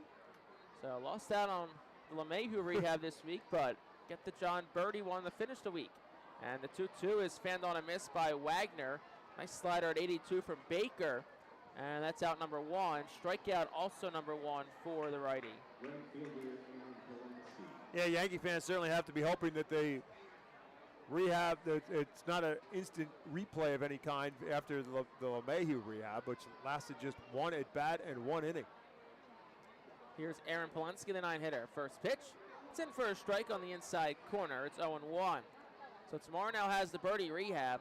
An appearance by the Philly fanatic. And also temperatures expected to reach 80 in sunny skies. Significantly better. So expecting a great crowd tomorrow night. 0-1's up 1-1. For tickets that are still left, you want to probably pounce on those quickly. 610-370-BALL, rphils.com/tickets, or you can walk on up to the Customers Bank ticket office. Here's the 1-1. Swung on, pop fly towards right. Ratcliffe in, back to the bag's Dunham. Ratcliffe makes the catch. Dunham is going to tag. Here's Ratcliffe's throw home. It's up the line and not in time. And Summernight does apply a tag, thinking Dunham missed the plate, but he does not. And that'll be a sacrifice fly, and that'll make it 8-0 Somerset. Wasn't very deep. Baron Radcliffe, not known for his defensive prowess, doesn't have a great strong throwing arm. And as Jake said, it was up the line a bit. And even if it had not been, even if it was on line, still don't think it would have made a difference. As Dunham, with decent speed, able to score pretty easily. Back to the top of the lineup for the 4th time. Spencer Jones is the batter. First pitch to Jones is swung on and missed. It's 0-1. Jones in 3 at-bats tonight, a couple of ground outs and a triple that knocked in a couple of runs, sandwiched between the two. 0-1 from Baker, and that's outside. 1 ball, 1 strike. Of course, if Reading falls tonight, still an opportunity to win the series tomorrow night. 3:15 first pitch. Gates at 2, along with the seating ball also at 2. 1-1 is outside. 2 balls, 1 strike. And of course, if you come out, obviously, a lot can still happen tonight, but if you fall tonight, you come out and win tomorrow, then the last 2 nights you can kind of flush away and still go to Portland with the series win under your belt. 2-1 is swung on, hit the other way on the ground towards short. Moore gets to it backhand, throws on the run the first, and it is not in time. Not really much Moore could have done there, and that'll be an infield single for Jones. His 2nd hit of the night, and it's a 2-out base runner for Augustine Ramirez. With the left-hand hitting Spencer Jones up there, and a guy who can pull the ball pretty consistently. Robert Moore, the shortstop, cheating as much as he can towards the second base bag. So as Jake said, he had to range far to his right. And Jones does run well. And there was everything Robert Moore could have done, even to make that a close play. And no problem for Jones to beat it out. That's his 2nd hit of the night. First pitch to Ramirez is on the outside corner. No balls, 1 strike. Ramirez has been aboard 3 times. He's walked, he's homered, he's singled. Has 2 RBI, 3-run score, and it's only the top of the 5th inning.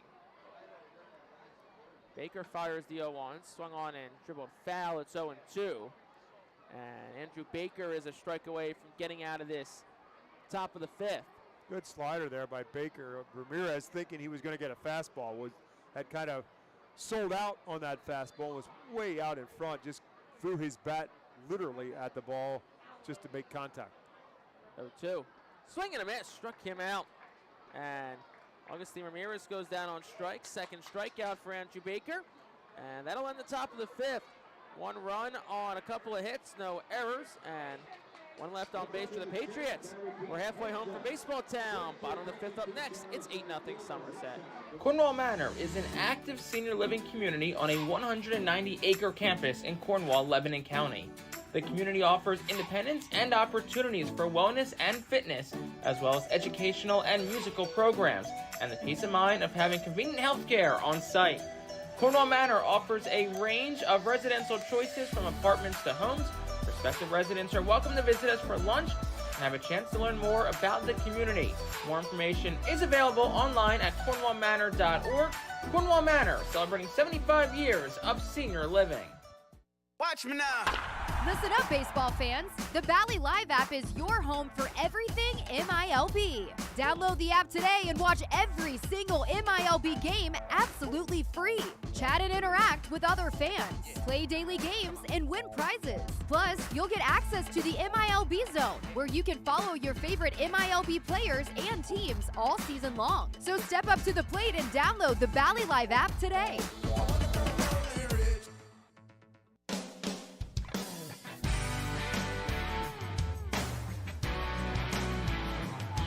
Bottom of the 5th inning is presented by Cornwall Manor, a unique and charming community nestled on a 190-acre wooded campus with many walking trails, including the Lebanon County Rail Trail. 8-0. Somerset on top of the Fightin Phillies. Jake Starr, Bob, and McCool. We appreciate you joining us and sticking with us on what is a chilly, probably one of our colder games of the year so far. 52 degrees and cloudy skies. The sun's pretty much set from America's Classic Ballpark. 6, 7, 8 due up for skipper Al Padrique. And umpire called time and ran to the backstop, but just was because of a loose ball. Yep. So Simonite digs in, the 6th man, against Brock Selvage. Back out for inning number 5 of work. First pitch home, and it's taken 0-1. There is action in the Reading bullpen. Yuri Ramos up and throwing, right-hander. And the count is... Baker gave you 2 innings. Got to figure that's probably the end of the line for him. Here is the 0-1 to William Simonite. Way outside, 1 ball, 1 strike. Simonite gets the start at catcher tonight. 115 overall in the season. Does have 4 RBI. Was 1 for 2 and an RBI and a strikeout in Wednesday's game. The day victory over Somerset. Here is the 1-1. And that's a slider that gets the top of the zone. 1 ball, 2 strikes. Selvage will throw that slider. Also feature the changeup, cutter, and a fastball that sits in the low to mid 90s. 21-year-old from Castle Rock, Colorado. Played his high school ball, though, in Arizona. The lefty will fire the 1-2. That's upstairs, 2 balls, 2 strikes. Changeup that got away from Selvage. He's thrown 5 innings twice this year, but the pitch count was pretty high in both of those. Right now it's at 50, so much reason to believe he'll go plenty deep in this game unless he gets roughed up a bit. 2-2. Simonite swings at a ball that gets away from the catcher Ramirez. He'll bounce to his right, throw to first, take the outside throwing lane. It's in time. So it's a strikeout and a 2-3 putout for out number 1, and that'll bring Baron Ratcliffe to the plate. 7th punch out of the night for Selvage. Allowed 2 base runners, both on hits. And I was just about to say, he's given up 2 hits, but they're about as soft of a hit on both occasions as you can get. So he has dominated this lineup for the Fightin Phils tonight so far. First pitch home is bounced to Ratcliffe. 1-0. Laughing there because Ramirez kind of didn't catch him and still brought his glove up and stuck it like he was framing. Trying to frame the pitch that bounced 1.5 feet before home plate. Reminds me of something I did once when I was, I think, 15 years old. I'll elaborate on that in a second for anyone who cares. I know Bob probably doesn't. That's inside 2-0. On pins and needles. I was 15. Team I played for, we were not very good. I think we were losing like 14, 15, nothing. So my good buddy Charlie, who usually caught, pitched, and me, who usually pitched or played infield, caught. So that went about as well as expected. Here's the 2-0, and it's in for a strike, 2-1. So Charlie throws a pitch, probably, I mean, it's over the plate, but probably about eye level to the batter. I catch it at eye level, then probably drag my glove down a good 1.5 feet. You know, to frame it, having fun. Sure. Umpire was in a jovial mood that night, and that's not sarcastic. He really was. Here's the 2-1. Ratcliffe swings and misses 2-2. And I won't repeat exactly what he said, but basically said something along the lines of somebody who, you know, has trouble usually seeing could tell you that was not a strike. One of my more funny moments on a baseball field.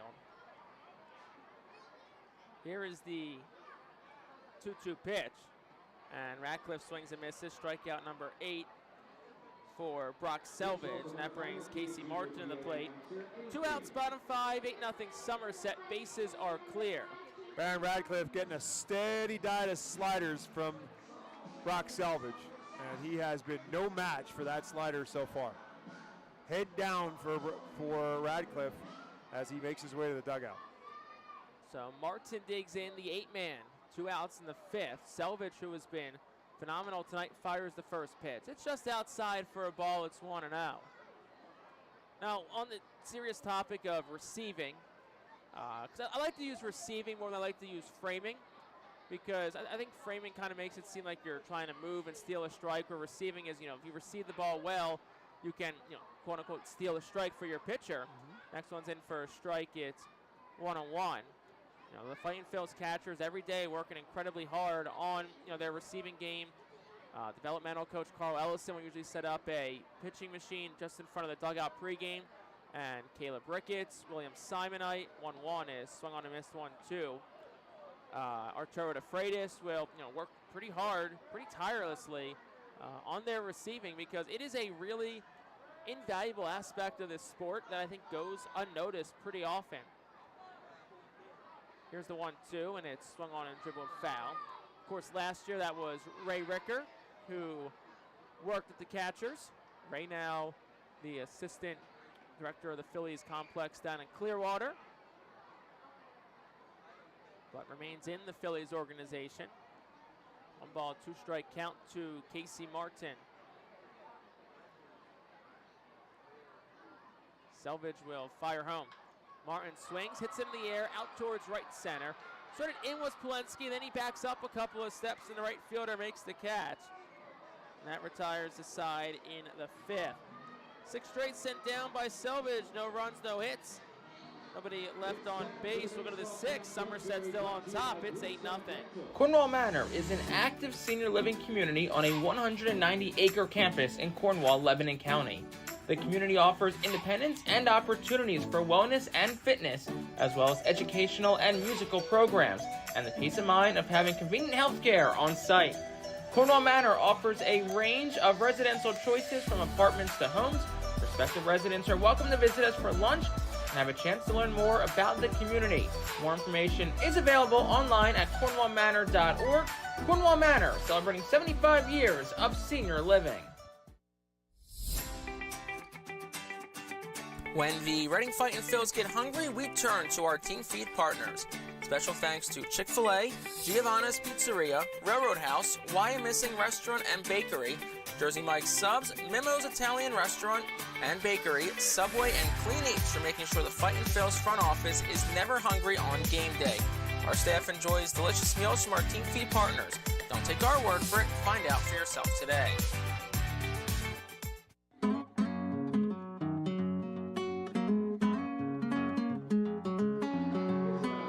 Top of the 6th inning, and established in 1928, the Manor Golf Club is one of the oldest public courses in eastern Pennsylvania, located conveniently between Philadelphia, Lancaster, and Allentown in Sinking Spring. The Manor Golf Club offers a true test of golf on a traditional championship-style golf course, where shot making takes precedent over length. Visit themanorgolfclub.com for more information. 8-0 Somerset. Top 6, and it's an Alberta University Golden Wolves called the bullpen. Yuri Ramos, the new pitcher for the Fightin Phils. Ramos making just his 3rd appearance. And all of them coming right now at 1-0 with a 4.50 earned run average. Pitched just 2 innings in total, giving up a run, struck out 2, and walked none. First batter he faces is Ben Rice. So as Bob talked about, the 3rd appearance for Ramos. First pitch, a broken back ground ball towards second. Rodriguez has it, flips to first in time. We should really be keeping track of how many broken bats there are in this series. It's been a lot. It really has. Ramos, who has been a pro since 2015, or really 2014, so 10 years. It'll be in August. Signed with the Cubs as an international free agent out of the Dominican Republic for the now 26-year-old. Signed at 16 years old. Next pitch is a pop fly, shallow left. Moore, the shortstop, goes back to the grass. He'll make the catch, out number 2. And 2 pitches, 2 outs for Ramos, and that brings Alex Vargas to the plate. Well, we certainly have a much faster trajectory going on in this inning, like the way the pace of things are going for Yuri Ramos. Yuri Ramos was in the Cubs org from 2015, worked his way all the way up to Iowa and AAA in 2022. Was released, though, on August 2nd by the Cubs. First pitch to Vargas, a strike. Signed with the Lexington Legends to close out this season before getting released there. Spent last year in the Mexican League and actually started this year over in the Japanese League. That pitch, the line drive out towards right center. Martin goes back and he will get under it and make the catch just at the edge of the track. Speedy, quick inning for Yuri Ramos. First 1-2-3 frame of the night for Reading. No runs, no hits, nobody left. We'll go to the bottom of the 6th. 8-0 Patriots. When you drive a vehicle so reliable it's backed by a 10-year, 100,000-mile limited warranty, you stop thinking about what you can't do and start doing what you never thought possible. Visit your local Kia dealer today to see what you're capable of in a vehicle that inspires confidence around every corner. Kia, movement that inspires. Call 800-333-4KIA for details. Always drive safely. Limited inventory available. Warranties include 10-year 100,000-mile powertrain and 5-year 60,000-mile basic. Warranties are limited. See retailer for details. Briganti Wines offers a great selection of wines in New Jersey and eastern Pennsylvania. Headquartered in South Jersey and sourced from Italy's Abruzzo region, Briganti Wines is ran by former Fightin Phil's great and big leaguer Mike Costanzo. They are committed to quality, authenticity, and sustainability, attracting a loyal following of customers. Get Briganti Wines at select local Acme stores. Visit brigantiwines.com to learn more.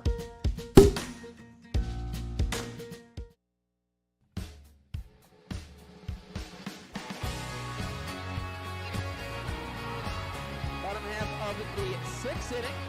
And this day in baseball town history is presented by our friends at Savage Auto Group. Visit Tim Profit and Savage 61 for all of your automotive needs. April 27th, 2011 at Erie, Steve Sustor has a field day at the expense of the Erie pitching staff. Went 5 for 5, 2 homers, a double, 3 runs scored, 8 RBI as Reading wins 14-6.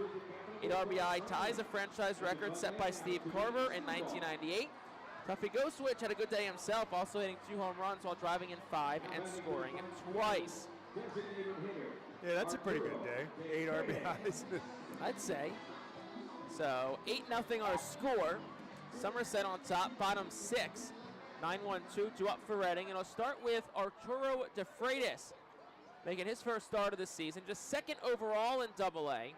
First pitch to De Freitas, the strike, it's 0-1.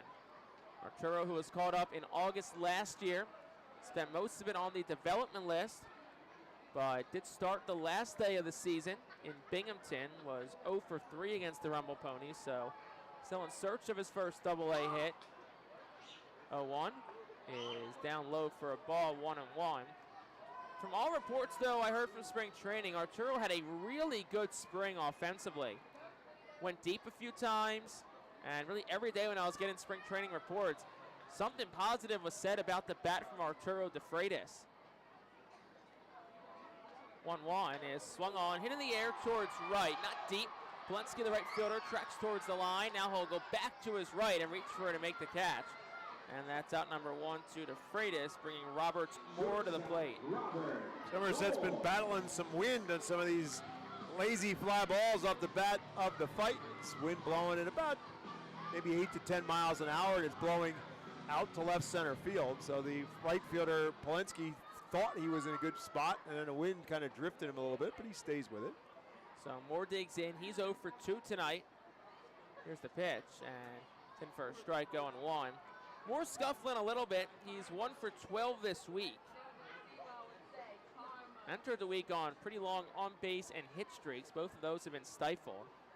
As the switch hitter is also batting from the right side for one of the first times this week. The 0-1 is in for a strike. It's 0-2.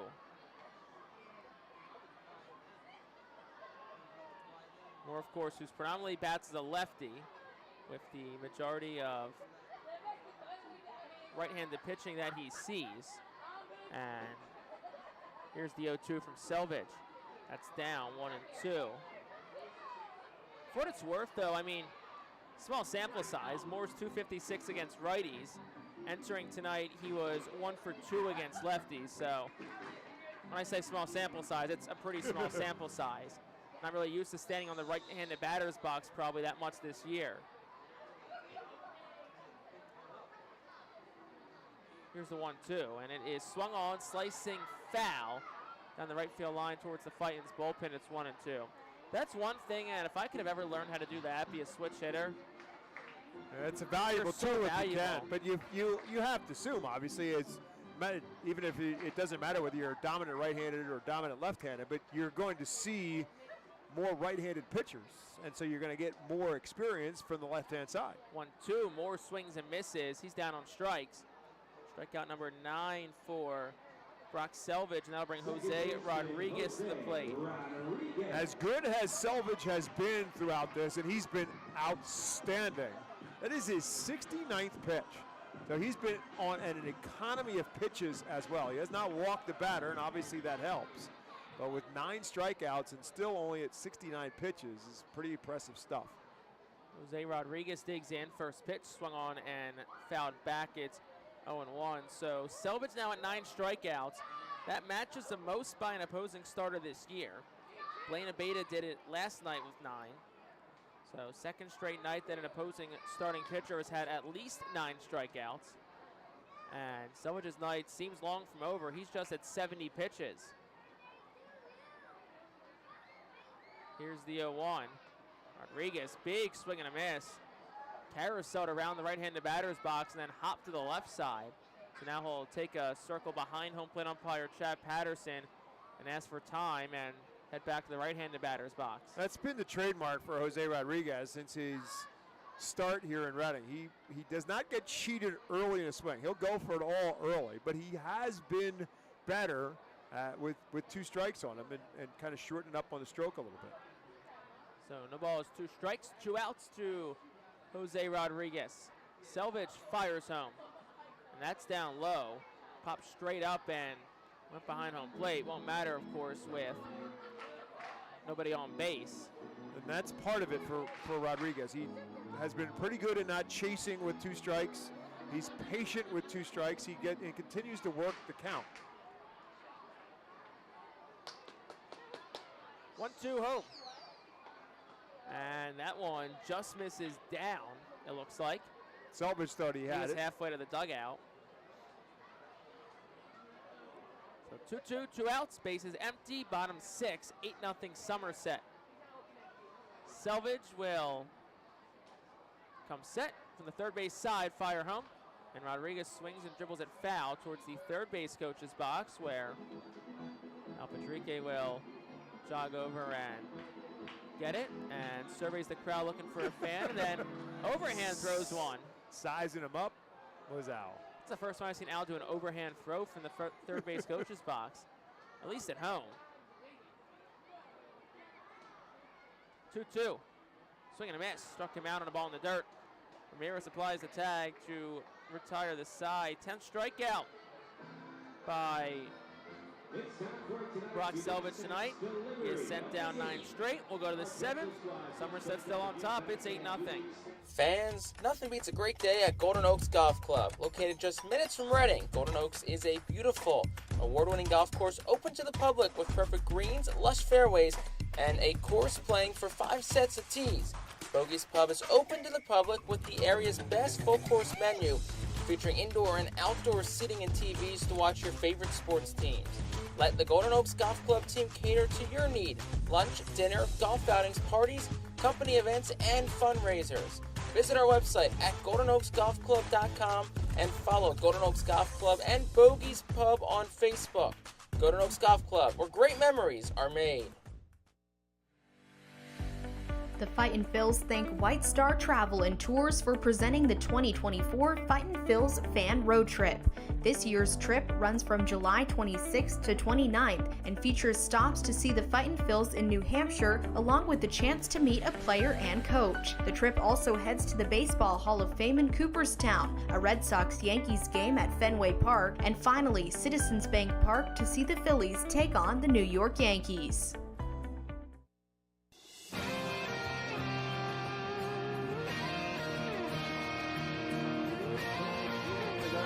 top half of the 7th inning. The Fightin Phils are excited to bring you our Phils baseball live from the comfort of your own home. Join us on the Fightin Phils radio network on YouTube, Facebook, Twitch, Twitter, or ourphils.com/radio. Jake Starr, Bob McCool up in the booth. How you doing? You keeping warm? I'm doing fine. Not the heat going up here. Windows are open. Unfortunately, I'm doing better than the home team is. This series started out so well, Jake. What happened? 8-0 our score as Yuri Ramos returns for inning number 2 of work. The 6-7-8 due up for Somerset, starting with J.C. Escara. First pitch home is over for a strike, 0-1. Feels like we barely had a chance to get to know Yuri Ramos. Just 5 pitches in that last inning, which is probably much needed for this pitching staff. I'm sure Phil Condary was happy to get that result. 0-1, and trying to check his swing is Escara. We'll say no swing, so it's 1-1. Another nice crowd tonight, braving the chilly conditions on this Saturday evening. 1-1 is down 2-1. Post-game fireworks coming up after the ball game. Philly Fanatic appearance tomorrow, presented by Penske. 3:15 first pitch. 2-1s upstairs, 3-1. And the weather for tomorrow also looks absolutely terrific. Hard to imagine how much the temperature is going to be different in 24 hours. Probably about 30 degrees more. 3-1 is swung on and skied in the air, foul to the left side. It's 3-2. 52 right now. As Escara's 0 for 3, the only Patriot who has not reached base tonight. Just 2 have not had hits, Escara and Polensky. The next pitch is swung on, hit in the air well, out towards right. Ratcliffe goes back in front of the wall. He'll make the catch as he bangs into the Cathay Law Office's sign in right center field. And that is out number 1. Man, I thought I jinxed that for a second. I was just about to say that's going to change. But I really like the way Baron Radcliffe went about that. He got to the deep spot, and he looked, made sure where the wall was, looked back, got the ball, made sure where the wall was, and then made the catch, knowing full well that if he had to, he had a little bit more to go back on. He just played that really, really well. First pitch is a strike to Elijah Dunham. So 4 straight retired by Yuri Ramos, 5 straight in total by Fightin Phil's pitching. Andrew Baker, who threw before. Next pitch fouled back at 0-2. In 2 innings, 4 hits, 2 runs, both earn, a walk, and 2 strikeouts. I remember talking with Barron last year when the Phils first got here, and him looking at that building and the target it was for that big bat of his. And I said, I hate to tell you this, but you're also going to have to play out here too, and at the caroms that are going to come off at different angles off this wall. And he was like, oh man, I didn't think about that.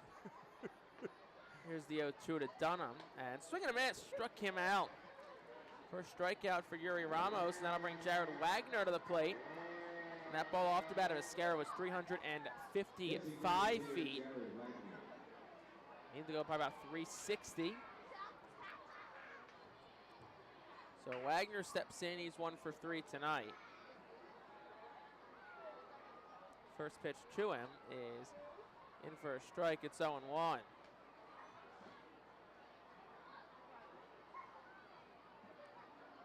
Yuri Ramos, just 15 pitches. Next pitch swung back, it's 0-2.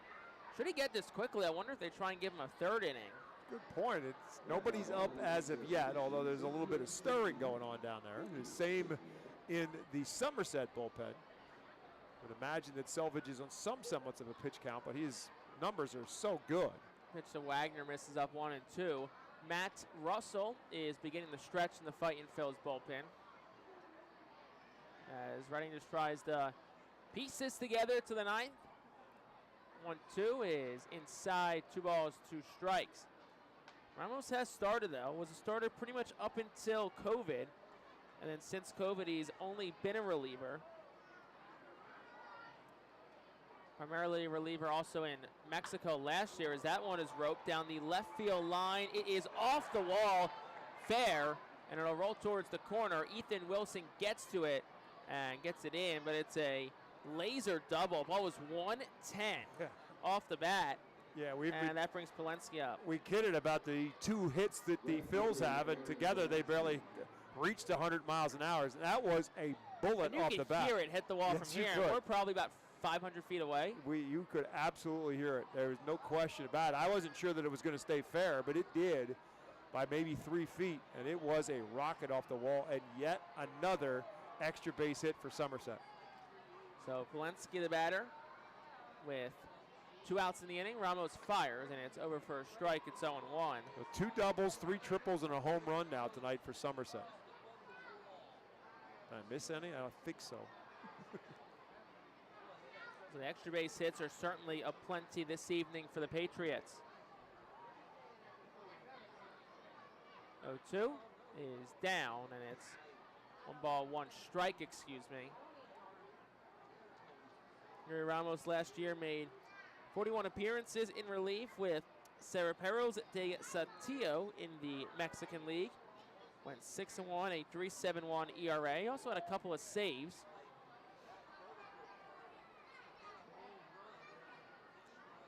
Here's the 1-1. Is outside, 2 balls, 1 strike. And then started the year with the Yomiuri Giants of the Japanese League. Made 2 appearances for the Giants before ultimately signing with the Phillies. Back on April 5th, time called. Simonite goes out for a mound visit as him and Ramos not on the same page.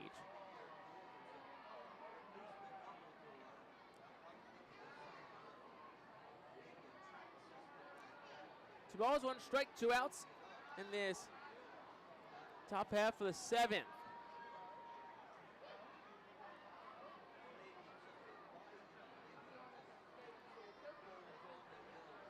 Eight 0 advantage for the Patriots. Runner on second is Jared Wagner. Ramos set 2-1 pitch. That's down low, 3-1. Snuck to the left is Simonite, but he pounced on it and makes it 3-1. Looks like there's beginning to be some action down in the Somerset bullpen as well. Yep, just getting started. Right-hander Yorlin Calderon. Here's I would imagine 3-1. It's outside, ball 4. That's no doubt just in case. Again, Selvage going to be getting into the bottom of the 7th, but pitch count still in the low 70s, but just in case he starts to run into a little bit of trouble. Could make the most sense. And Simonite,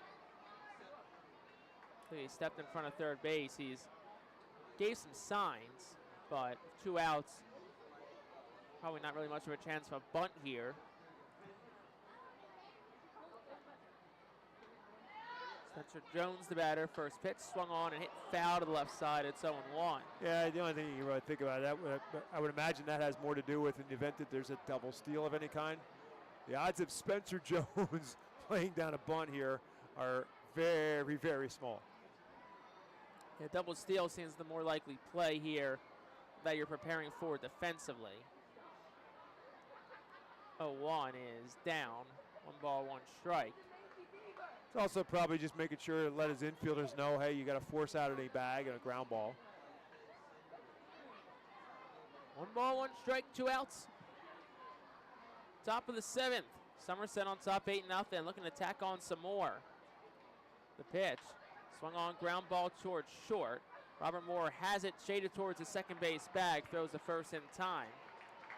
And that retires the side in the 7th.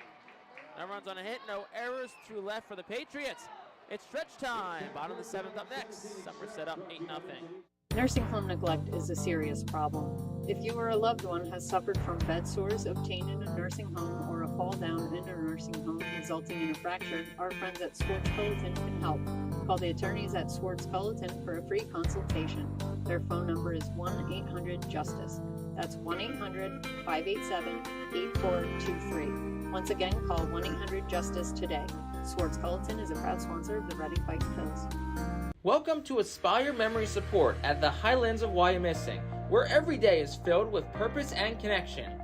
Our innovative approach featuring the Hearthstone Institute's renowned I'm Still Here program ensures that every resident living with Alzheimer's or dementia experiences a life worth living.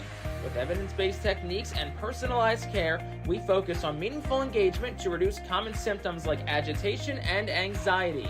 Join us in celebrating the person behind the memory loss with activities tailored to their unique interests and abilities. Discover the difference with Aspire Memory Support at the Highlands at Wyomissing. Call us today and embrace a renewed sense of purpose for your loved one.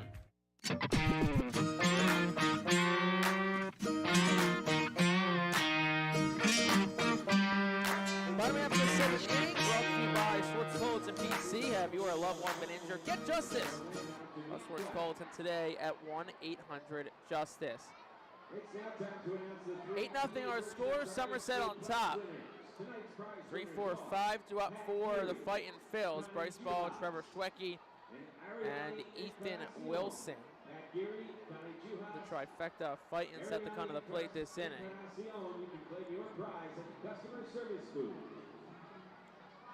So to start with Bryce Ball, Brock Selvage back out for his 7th inning of work. Selvage, who has been excellent tonight, fires the ball. It's down for a ball, 1-0. So Selvage at 10 strikeouts. That ties a career high. And 7 1/3 innings pitched last year with Hudson Valley as his career high. So to get through this and at least a couple of outs in the 8th. 1-0 is swung on, hit in the air well, out towards right, and it'll stay in the ballpark though as Polensky gets to it and makes the catch for out number 1. That might have been the best hit ball of the night for the Fightins, just didn't get all of it. 91 off the bat from Bryce Ball, and that brings Trevor Schwecke up to the plate.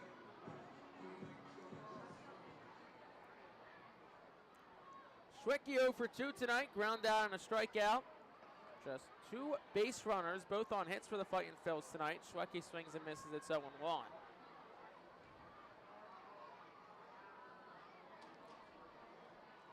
Schwecke, who's a .211 hitter this year. No home runs yet, does have an RBI. 8 base hits in total for the righty. Pitch from Selvage outside, 1-1. Game 6 of this week's series tomorrow, 3:15. Lachlan Wells gets the start. Zach Messenger on the mound for Patriots, so same pitching matchup as Tuesday. Hopefully for the Fightin Phils, similar results to Tuesday. 1-1 is swung on and dribbled foul straight back. It's 1-2.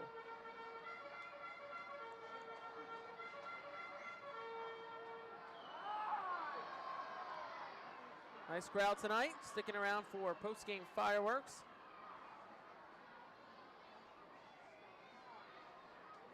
Here's the pitch, and swing and a miss. Schwecke chases a changeup, and that'll be now a career-high 11 strikeouts for Brock Selvage. Through 10 on June 22nd of last year with Single-A Tampa.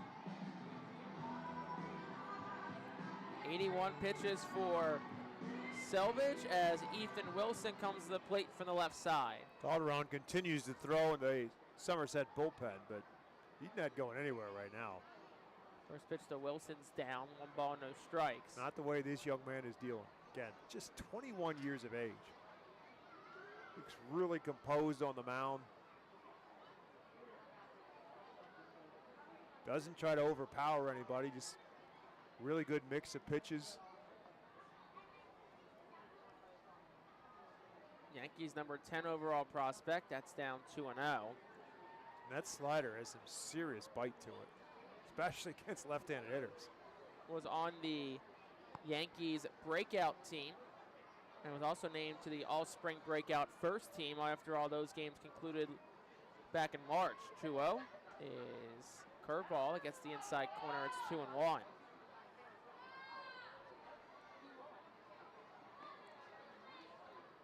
Matt Russell continues to throw in the Fightin's bullpen, so it appears he'll be the arm for the Fightin Phils in the top of the 8th.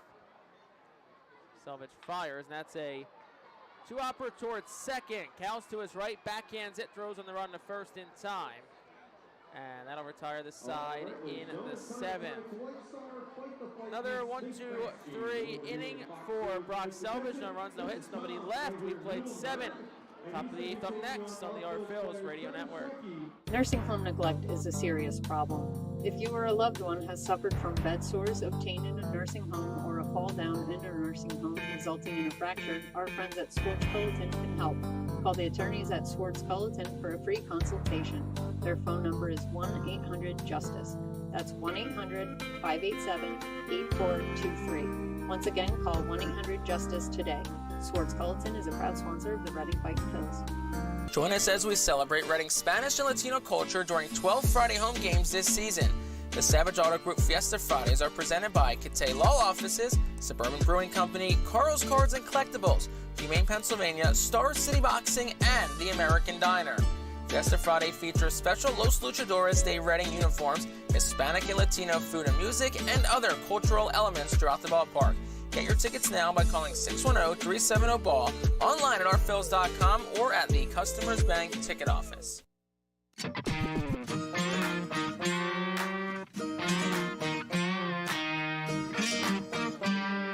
to the top of the 8th.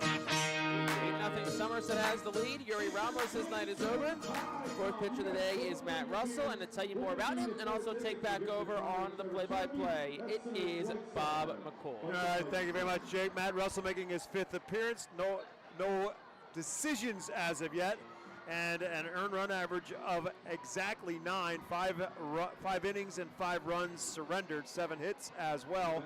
He has struck out 2. He's walked 5. 25-year-old right-hander who spent last season with Jersey Shore working out of the bullpen, was 6-7 with the Blue Claws with a 5.24 earned run average. He will face Augustine Ramirez, Ben Rice, and Ben Cowles. That's 2, 3, and 4 in the Somerset lineup. Patriots pounding out 12 more hits tonight after 16 hits last night. 10 extra base hits last night and a bunch more today. 6 more today, as a matter of fact. Ramirez, who has one of them, the biggest of them, a 2-run home run back in the 2nd inning.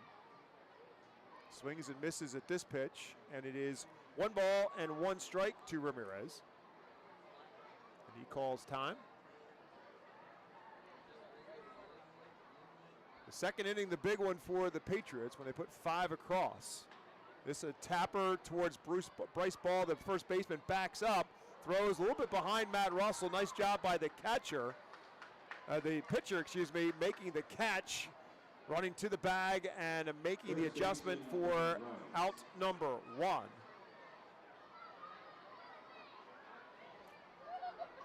Why Missing Restaurant and Bakery is pleased to offer 2 options for your dining pleasure. Menu with locally sourced delicious options and buffet meals for your breakfast, lunch, and dinner pleasure. Experience the best bakery experience in all of Berks County. Our homemade bakery items include made-from-scratch challah bread, danishes, and a variety of scrumptious cupcakes. Bet dollars to donuts. No restaurant in the area offers the same variety of cakes, fruit pies, cream pies, cheesecakes, and homemade donuts. Our Missing Restaurant and Bakery and owner Oz Chaudhry are proud 2024 Fightin' Phil's team feed partners. Ben Rice at the plate now for Somerset. And the first pitch to him from Matt Russell's outside for a ball. Russell, fastball, changeup, and slider. Fastball in the 92 to 95 range. 1 ball and 1 strike right now to Ben Rice. And that one's low. It's 2-1 on the changeup.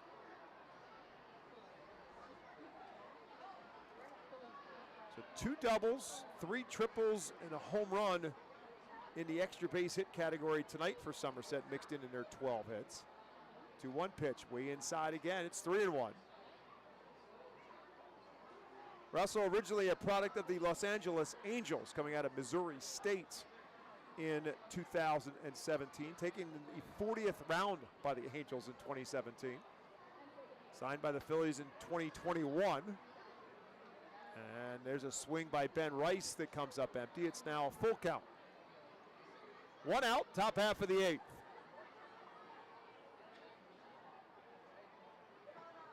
Over for a call, it's strike 3, and that is out number 2. Ben Rice doesn't think so, but he's headed back to the dugout. Second baseman Ben Cowles. And I'll bring up Ben Cowles. Cowles 2 for 4 on the night, couple of singles and RBIs on both of them.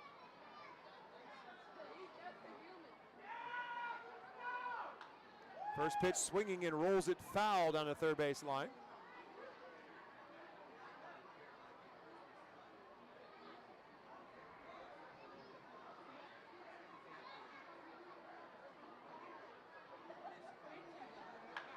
driven into left center field and deep, and turn and watch and say goodbye. Ben Cowles drives one just under the big scoreboard in left center field. It makes it 9-0.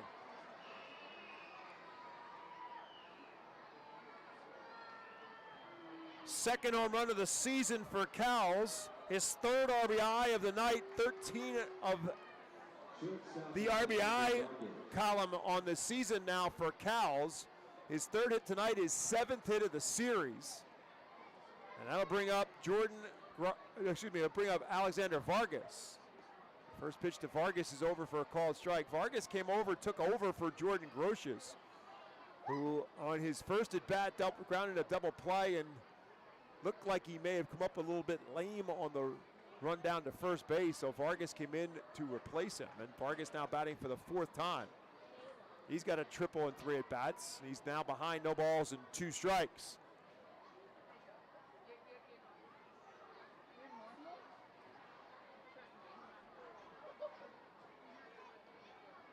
Misses low, it's 1-2.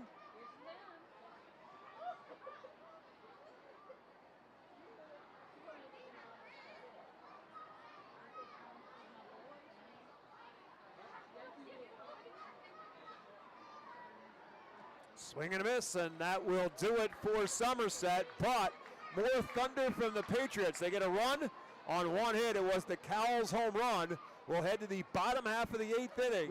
It's now a 9-0 Somerset lead. ROG Orthodontics is the proud official partner of the ROG Orthodontics Fightin' Phil's Kids Club.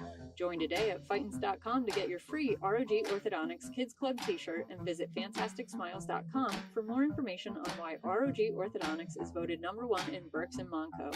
ROG Orthodontics and the Fightin' Phils, 2 great hometown partners. Are you looking for a reliable food distributor to meet all your culinary needs? Look no further than our trusted team at Feaser's Food Distributors. For over 120 years, our products have been sourced from the best farms and suppliers, ensuring that you get the best ingredients for your restaurant or organization.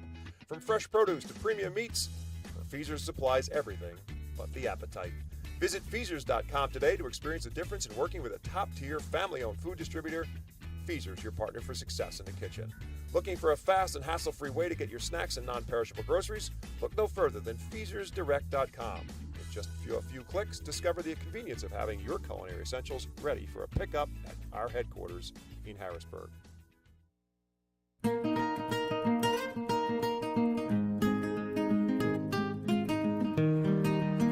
As we start the bottom half of the 8th inning, the Everett University Golden Wolves call the bullpen. We'll bring in Yurleen Calderon, 6'3". Right-hander will take over after a very impressive performance by the young left-hander Brock Selvage. Selvage tonight, 7 innings, 2 hits, no runs, no walks, 11 strikeouts. Career high in strikeouts, as we said, and came just a third of an inning away from tying his career high in innings pitched. William Simonite will be the first one to face Calderon. Simonite 0 for 2 on the night. Calderon making just his 2nd appearance in a Patriot uniform. Simonite started and stopped and checked his swing.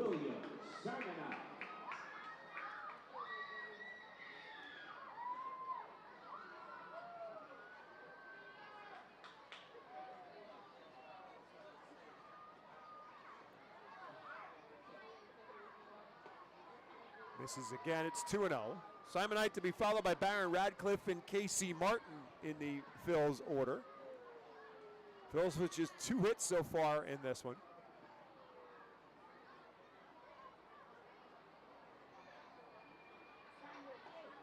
Around drops down, goes a little sidearm with that one, and catches it at the knees for a 2 balls and 1 strike count.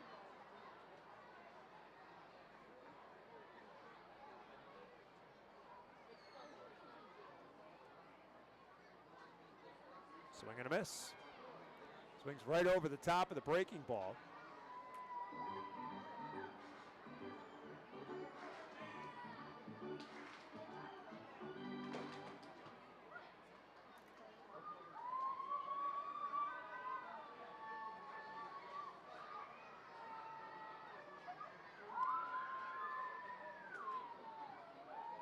2-2 pitch.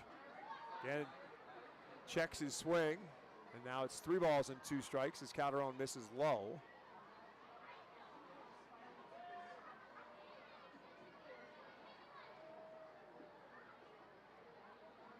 William Simonite leading off the bottom half of the 8th.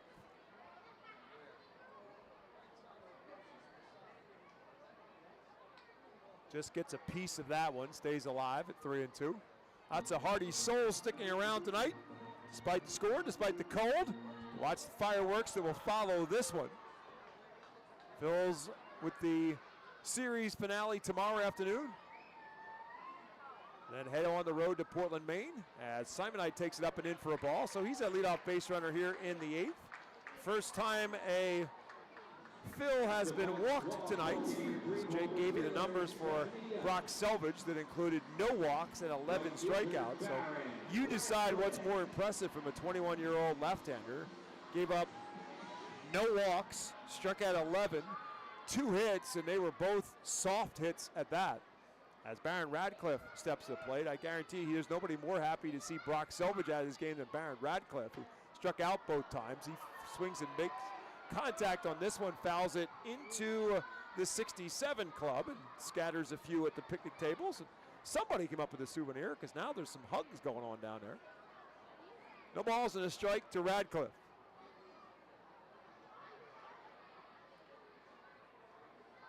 Simonite, the runner at first, they don't bother to hold him on.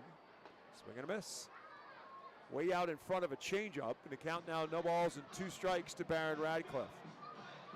Infield plays the big lefty around to pull. It's always interesting to me that the outfield plays him the other way. He does have power the other way. Swing and a miss.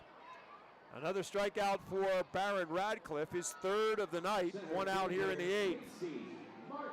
Obviously the first strikeout for Calderon since coming in. That'll bring up Casey Martin, 0 for 2 in the night, a strikeout and a flyout.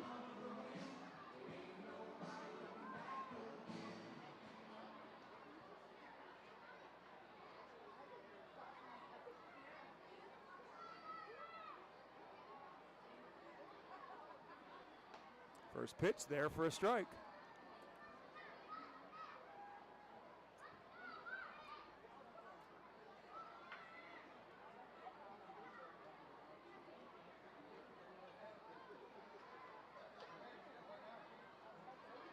Calderon from the stretch.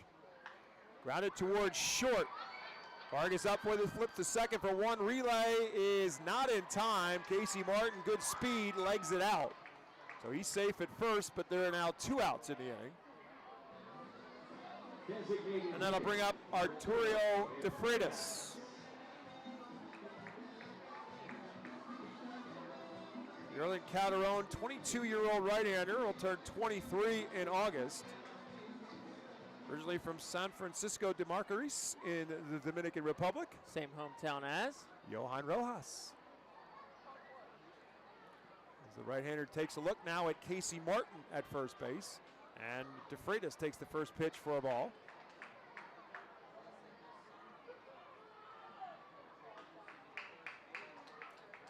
Man on first, 2 outs. De Freitas in the 9-hole, flew out to right field in both of his plate appearances, only 2 of the year. Now he takes this one outside, it's 2-0. Calderon last year split time between Tampa and Hudson Valley. Both predominantly at Tampa, only 2 appearances at Hudson Valley. 37 appearances at Tampa with 6-2 with a 3.07 earned run average. Actually made a couple of starts at Tampa as well. 2-0 pitch coming from him. Swing and a foul tip by De Freitas is 2-1. In 73 innings at Tampa last year, he had 91 strikeouts. 2 appearances at Hudson Valley in 8 innings, he had 7 strikeouts. He's got 1 here and 2 outs in the bottom half of the 8th inning. This one lifted into left center field. Going back on it is Dunham. He's got room and to make the catch for the 3rd and final out in the 8th. For the Phils, no runs, no hits, no errors, and 1 left. 8 complete. It's 9-0. Somerset on top. Star City Boxing, located at 1340 Center Avenue Rear in Reading, is a 501c3 nonprofit boxing gym unlike any other. Our goal is to not only help you be fit, but to be the best outlet for our youth and community. We welcome anyone who wants to improve their way of life, be fit, and box competitively or non-competitively. We work with you to reach your goals in and out of the gym. Stop in and meet our stars today. Check us out and follow us on Facebook, Instagram, and Twitter for upcoming events and happenings. Visit our website today at starcityboxing.org for more information on how to join, volunteer with our youth, or support our efforts in the community. Star City Boxing is a proud continued 2024 Our Phil's Fiesta Friday partner. ROG Orthodontics is the proud official partner of the ROG Orthodontics Fightin' Phil's Kids Club. Join today at Fightins.com to get your free ROG Orthodontics Kids Club t-shirt and visit FantasticSmiles.com for more information on why ROG Orthodontics is voted #1 in Berks and Monco. ROG Orthodontics and the Fightin' Phil's, two great hometown partners.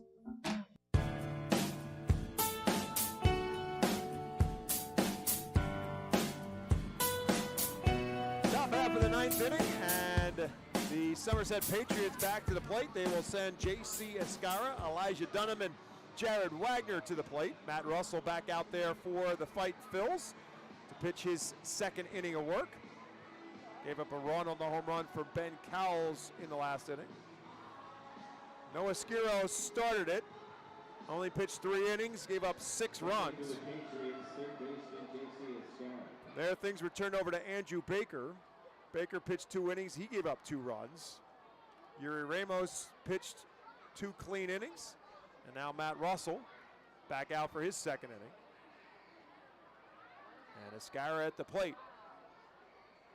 Escara playing third base tonight for the first time. Again, a catcher by trade, but sharing a roster with both Ben Rice and Augustine Ramirez, 2 highly thought of catchers in the Yankees organization. So they kind of get them all a little bit of work between so far in this series, first base, DH, and catching. And now Escara spreads that around a little bit more by playing third base tonight. And he lifts this one foul and out of play. It's now 1 ball and 2 strikes.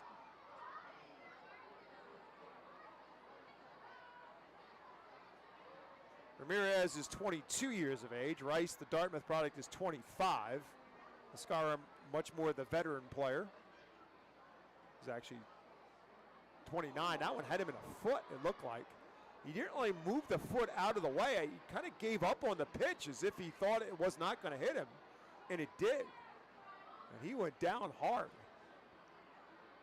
84-mile-per-hour pitch, one that just got away from Matt Russell right there. It just was very strange how Escara didn't really move to get out of the way of it, and then it hit him. So he's a base runner. Not the most friendly way possible, as Elijah Dunham now will bat. Got Escara on the right foot, his front foot. Dunham, another left-hander, settles in. He's been on base 3 times tonight. Scored 2 runs. Swings at the first pitch and fouls this one over the third base grandstand. Dunham singled and scored in the second, tripled and scored in the 5th. One of 3 triples for the Patriots tonight. Couple of doubles, couple of home runs as well. Swing and a miss at the off-speed pitch. Good changeup there from Matt Russell. It's no balls and 2 strikes.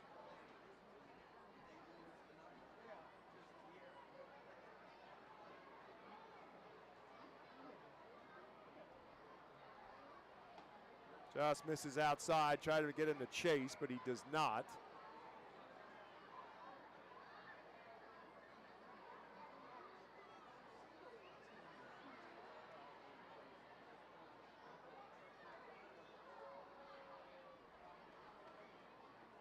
And misses inside. It's 2-2. Tonight's attendance at FirstEnergy Stadium, 7,652. Thanks to our friends at PSECU presenting tonight's attendance. PSECU is proud to be one of the largest credit unions in Pennsylvania. So 78-54 last night, 76-52 tonight, and big crowd expected for tomorrow afternoon as well. 2-2 pitch, right back to the box, and it's speared by Russell. He dropped it, he picked it up, throws to first in time. Russell had thoughts of turning 2 on it, but when it didn't stick in his glove, he made the right choice and made sure he got an out of it got the batter at first. So Escara moves up to second with 1 out. Yeah, basically for Dunham, it's good as a bunt, pretty much. Except he gets a bat and he almost had a hit. I'm sure he thought he had a hit off the bat, but Russell did a nice job of clogging up the middle. It'll bring up Jared Wagner, who's got 2 hits as well. Single and a double in 4 plate appearances for Wagner, and the first pitch to him is low for a ball.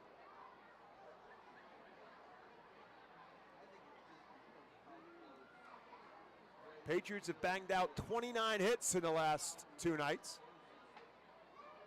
And that one is a bit up, and it's 2-0.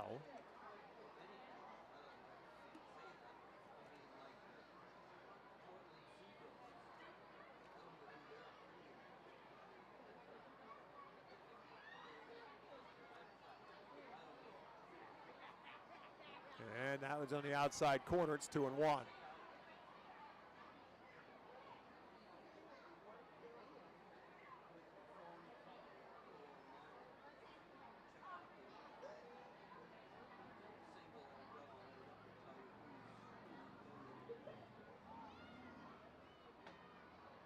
That's over for a called strike.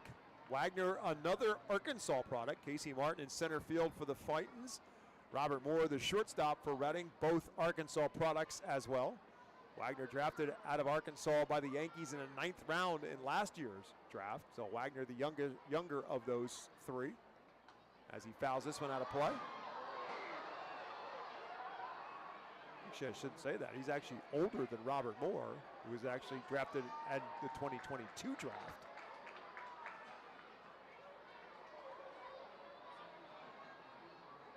Wagner last year played a couple games for Tampa after getting drafted, and then for Hudson Valley played 19 games in High A Hudson Valley. Hit .254. So get pushed here to Double A to start this season.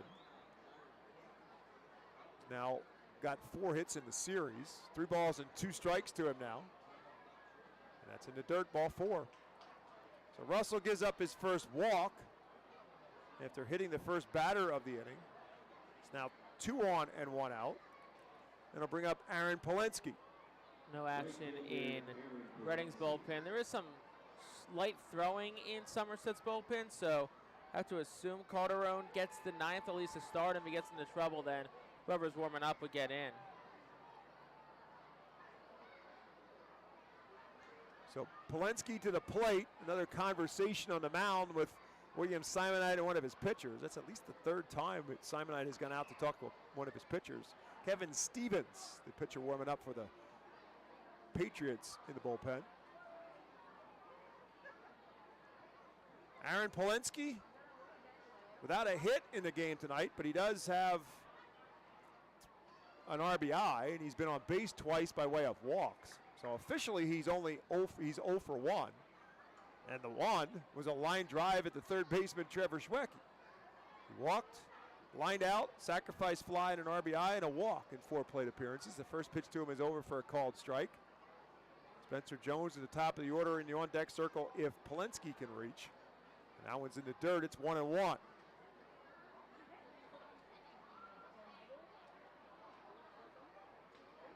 Fightins now do get some action in their bullpen as well, just in case, as Russell's scuffling through this 9th inning. 2 on, 1 out. Bo Burrow's up and throwing. Swing and a miss. Polensky comes up empty. It's 1-2.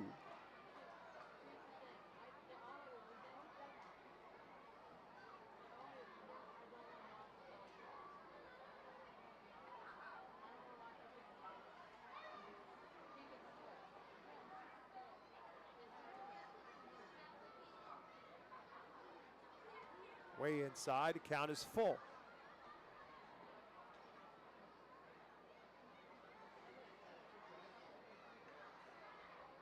Scare the runner at second. He was hit by a pitch. Wagner, the runner at first, he walked.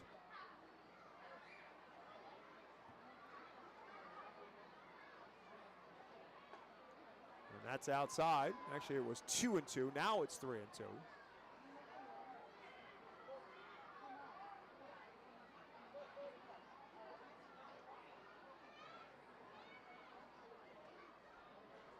Burrows continues to frantically try to get that arm loose. Pitch over for a called strike 3. So that will be the second out. Third strikeout now for Matt Russell. And now he's just got to get the number 2 prospect in the New York Yankees organization, Spencer Jones, who's got 2 hits on the night and also had one taken away from him on a good defensive play by Jose Rodriguez. So 2 for 5 so far in this one for Spencer Jones. Actually, he's had 2 hits taken away from him. Robert Moore also made a great play on the first batter of the game, took a hit away from him up the middle. So Spencer Jones hasn't gotten cheated a whole lot tonight. The first pitch to him is a ball. 8 hits in the series for Jones. And that's over for a called strike 1. He's played in every game in this series. Been in center field in 5 of them as a designated hitter in 4 of them and 1. Hard pressed to believe he won't be in tomorrow's series finale. 1-1 to him. And that's over for a called strike on the changeup. It's 1-2. Jones, just 22 years of age, turned 23 on May the 14th. Again, a product of Vanderbilt University, a first-round draft pick of the Yankees in 2022, the number 25 overall selection. Last year at Hudson Valley, he struck out 133 times. That's 32% of his plate appearances. Taps this one on the right side of the infield. Rodriguez ranges over. The second baseman will make the play to first in time. And so Somerset comes up empty in the run category in the 9th. No runs, no hits, 2 left. We head to the bottom of the 9th. It's Somerset 9, Reading nothing. Berk's Immunization Coalition works to provide leadership and education in promoting age-appropriate immunization across the lifespan for all residents of Berk's County. This is a coalition comprised of local physicians, nurse practitioners, school nurses, immunization coordinators, immunization advocates, and pharmaceutical representatives working to encourage continuity of immunization through medical resources.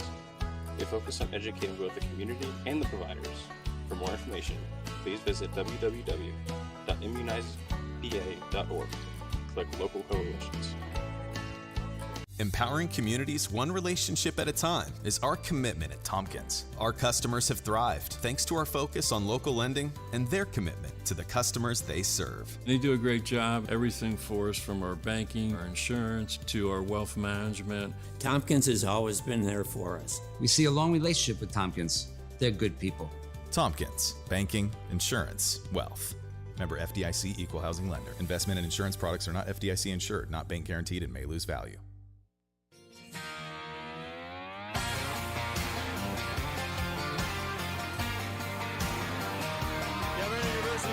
Call the bullpen will bring in right-hander Kevin Stevens to pitch the 9th for the Patriots.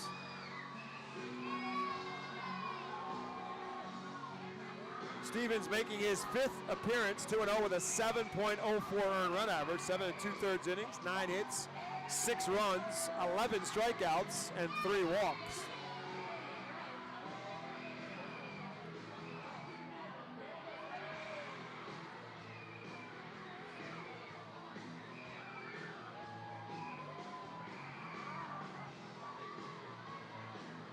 He will face the top of the order for the Fightin' Phils, Robert Moore, Jose Rodriguez, and Bryce Ball.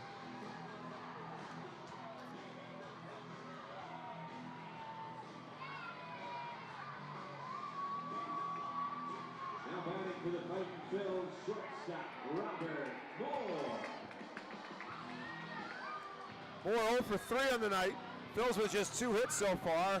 Single by Jose Rodriguez, who's in the on-deck circle. Single by Ethan Wilson. Back in the 2nd inning. And the first pitch to Robert Moore, now batting from the left-hand side. The switcher batted right-hand the first couple of appearances. This time against Brock Selvage, excuse me. First pitch is a ball. The second is also a ball. Brock Selvage, brilliant through 7 innings. Yorlin Calderon pitched the 8th. And now Stevens in for the 9th. 2-0 pitch. Swings and fouls it out of play down the third base side.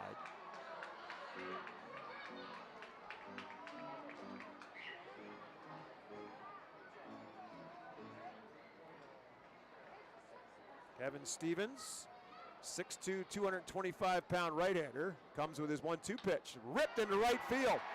Back goes Aaron Polensky, and he'll make the catch on the warning track for out number 1. Moore hit it hard, but not enough to get it to the wall. And that's out number 1. And that will bring up Jose Rodriguez. As I said, one of the 2 hits in the night for the Fightins. Struck out in the other 2 plate appearances.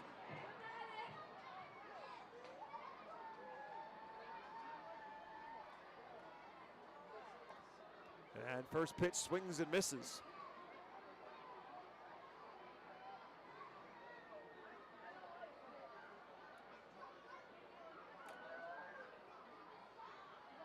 Right back with the 0-1 pitch. He tried to check his swing.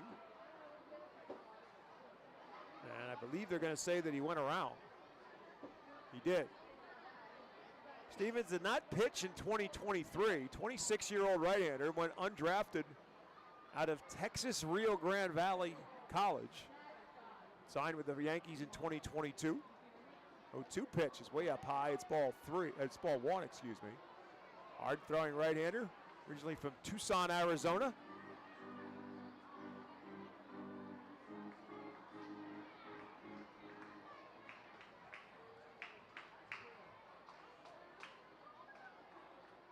Swing and a miss, strike 3. Rodriguez goes down on strikes. 2 down in the inning. And that'll pass the baton on to Bryce Ball. Ball ended up playing the entire game. Carson Taylor was scheduled to play first base and bat in the 3-hole before tonight's game. And then all of a sudden the game started and Bryce Ball was at first base. So Taylor, who came up lame a little bit last night, running out of ball at first base. Maybe just couldn't get it going tonight, and so he was a late scratch, and so Ball bats in the 3-hole instead. He's 0 for 3 on the night with a strikeout and a couple of flyouts, and swings and misses at the first pitch from Stevens. Try to check his swing, but he went around, and he's quickly in a hole. No balls and 2 strikes. So the fight fills down to their final strike here in the bottom half of the 9th inning. What's about to become a second one-sided loss after a 13-2 loss last night. 0-2 pitch, inside ball 1. Everything was running along just smooth and fine through the first 3 games. Phils had won the first 3. They had won 4 in a row. After a 10-4 win on Tuesday, the Wednesday afternoon game went 4-3 in the Fightins' favor. And then Thursday night, a 5-0 victory. Here's a slow roller foul off the bat of Bryce Ball. He stays alive at 1-2. So after Thursday, everything looked just fine. Now all of a sudden, Fightins will be fighting for at least trying to win the series with Sunday afternoon's getaway game. Another one inside to Ball. It's 2-2. And Somerset has come back out in the Friday and Saturday game, swinging the bats. 29 hits combined and a bunch of extra base hits in the mix. 2 balls and 2 strikes now to Bryce Ball. Over for a called strike 3, and that will do it as Stevens ends up striking out the final 2 batters he faces in the 9th inning. So for the Phils, no runs, no hits, no errors, and none left. And that will make the final score the Somerset Patriots 9, the Reading Fightin' Phils nothing. We'll take a timeout. Back with a wrap on the Reading Fightin' Phils Radio Network right after this.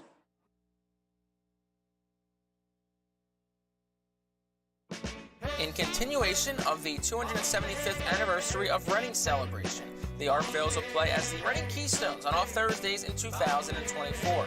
Join us for 11 Keystone Throwback Thursdays, thanks to Brooks Career and Technology Center, H&F Heating and Cooling, Rip It Baseball Town Charities Batting Cages, and Lavelle Law Firm. Come celebrate the city of Reading and enjoy some great baseball on Throwback Thursdays in 2024. Get your tickets now by calling 610-370-BALL, online at rphils.com, or at the Customers Bank ticket office. Spend some quality time with the family by taking them out to the ball game every Sunday home game at FirstEnergy Stadium. Sundays are Burke's Packing Sunday Family Fun Days, presented by Empire Home Center, Golden Oaks Golf Club, Long Home Products, T-Mobile, and Rip It Baseball Town Charities. Get 4 tickets, 4 hot dogs, and 4 sodas for only $62 when purchased in advance. Join us for Burke's Packing Sunday Family Fun Days at all Sunday home games all season long.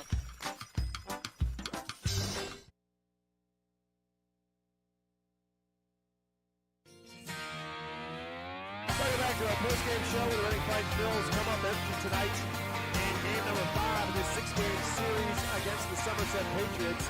Somerset wins it by a score of 9-0, like they did in game number 4 in this series. Somerset came out swinging the bats. They actually started with a walk to number 2-hole hitter Augustine Ramirez, but to be honest, that was after Spencer Jones, leadoff man, was robbed of a base hit on a great play up the middle by shortstop Robert Moore.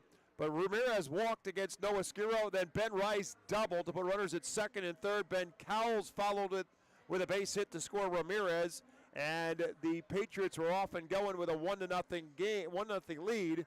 And then in the second inning, things really went off the rails for the Fightin Phils. With 1 out, Elijah Dunham singled.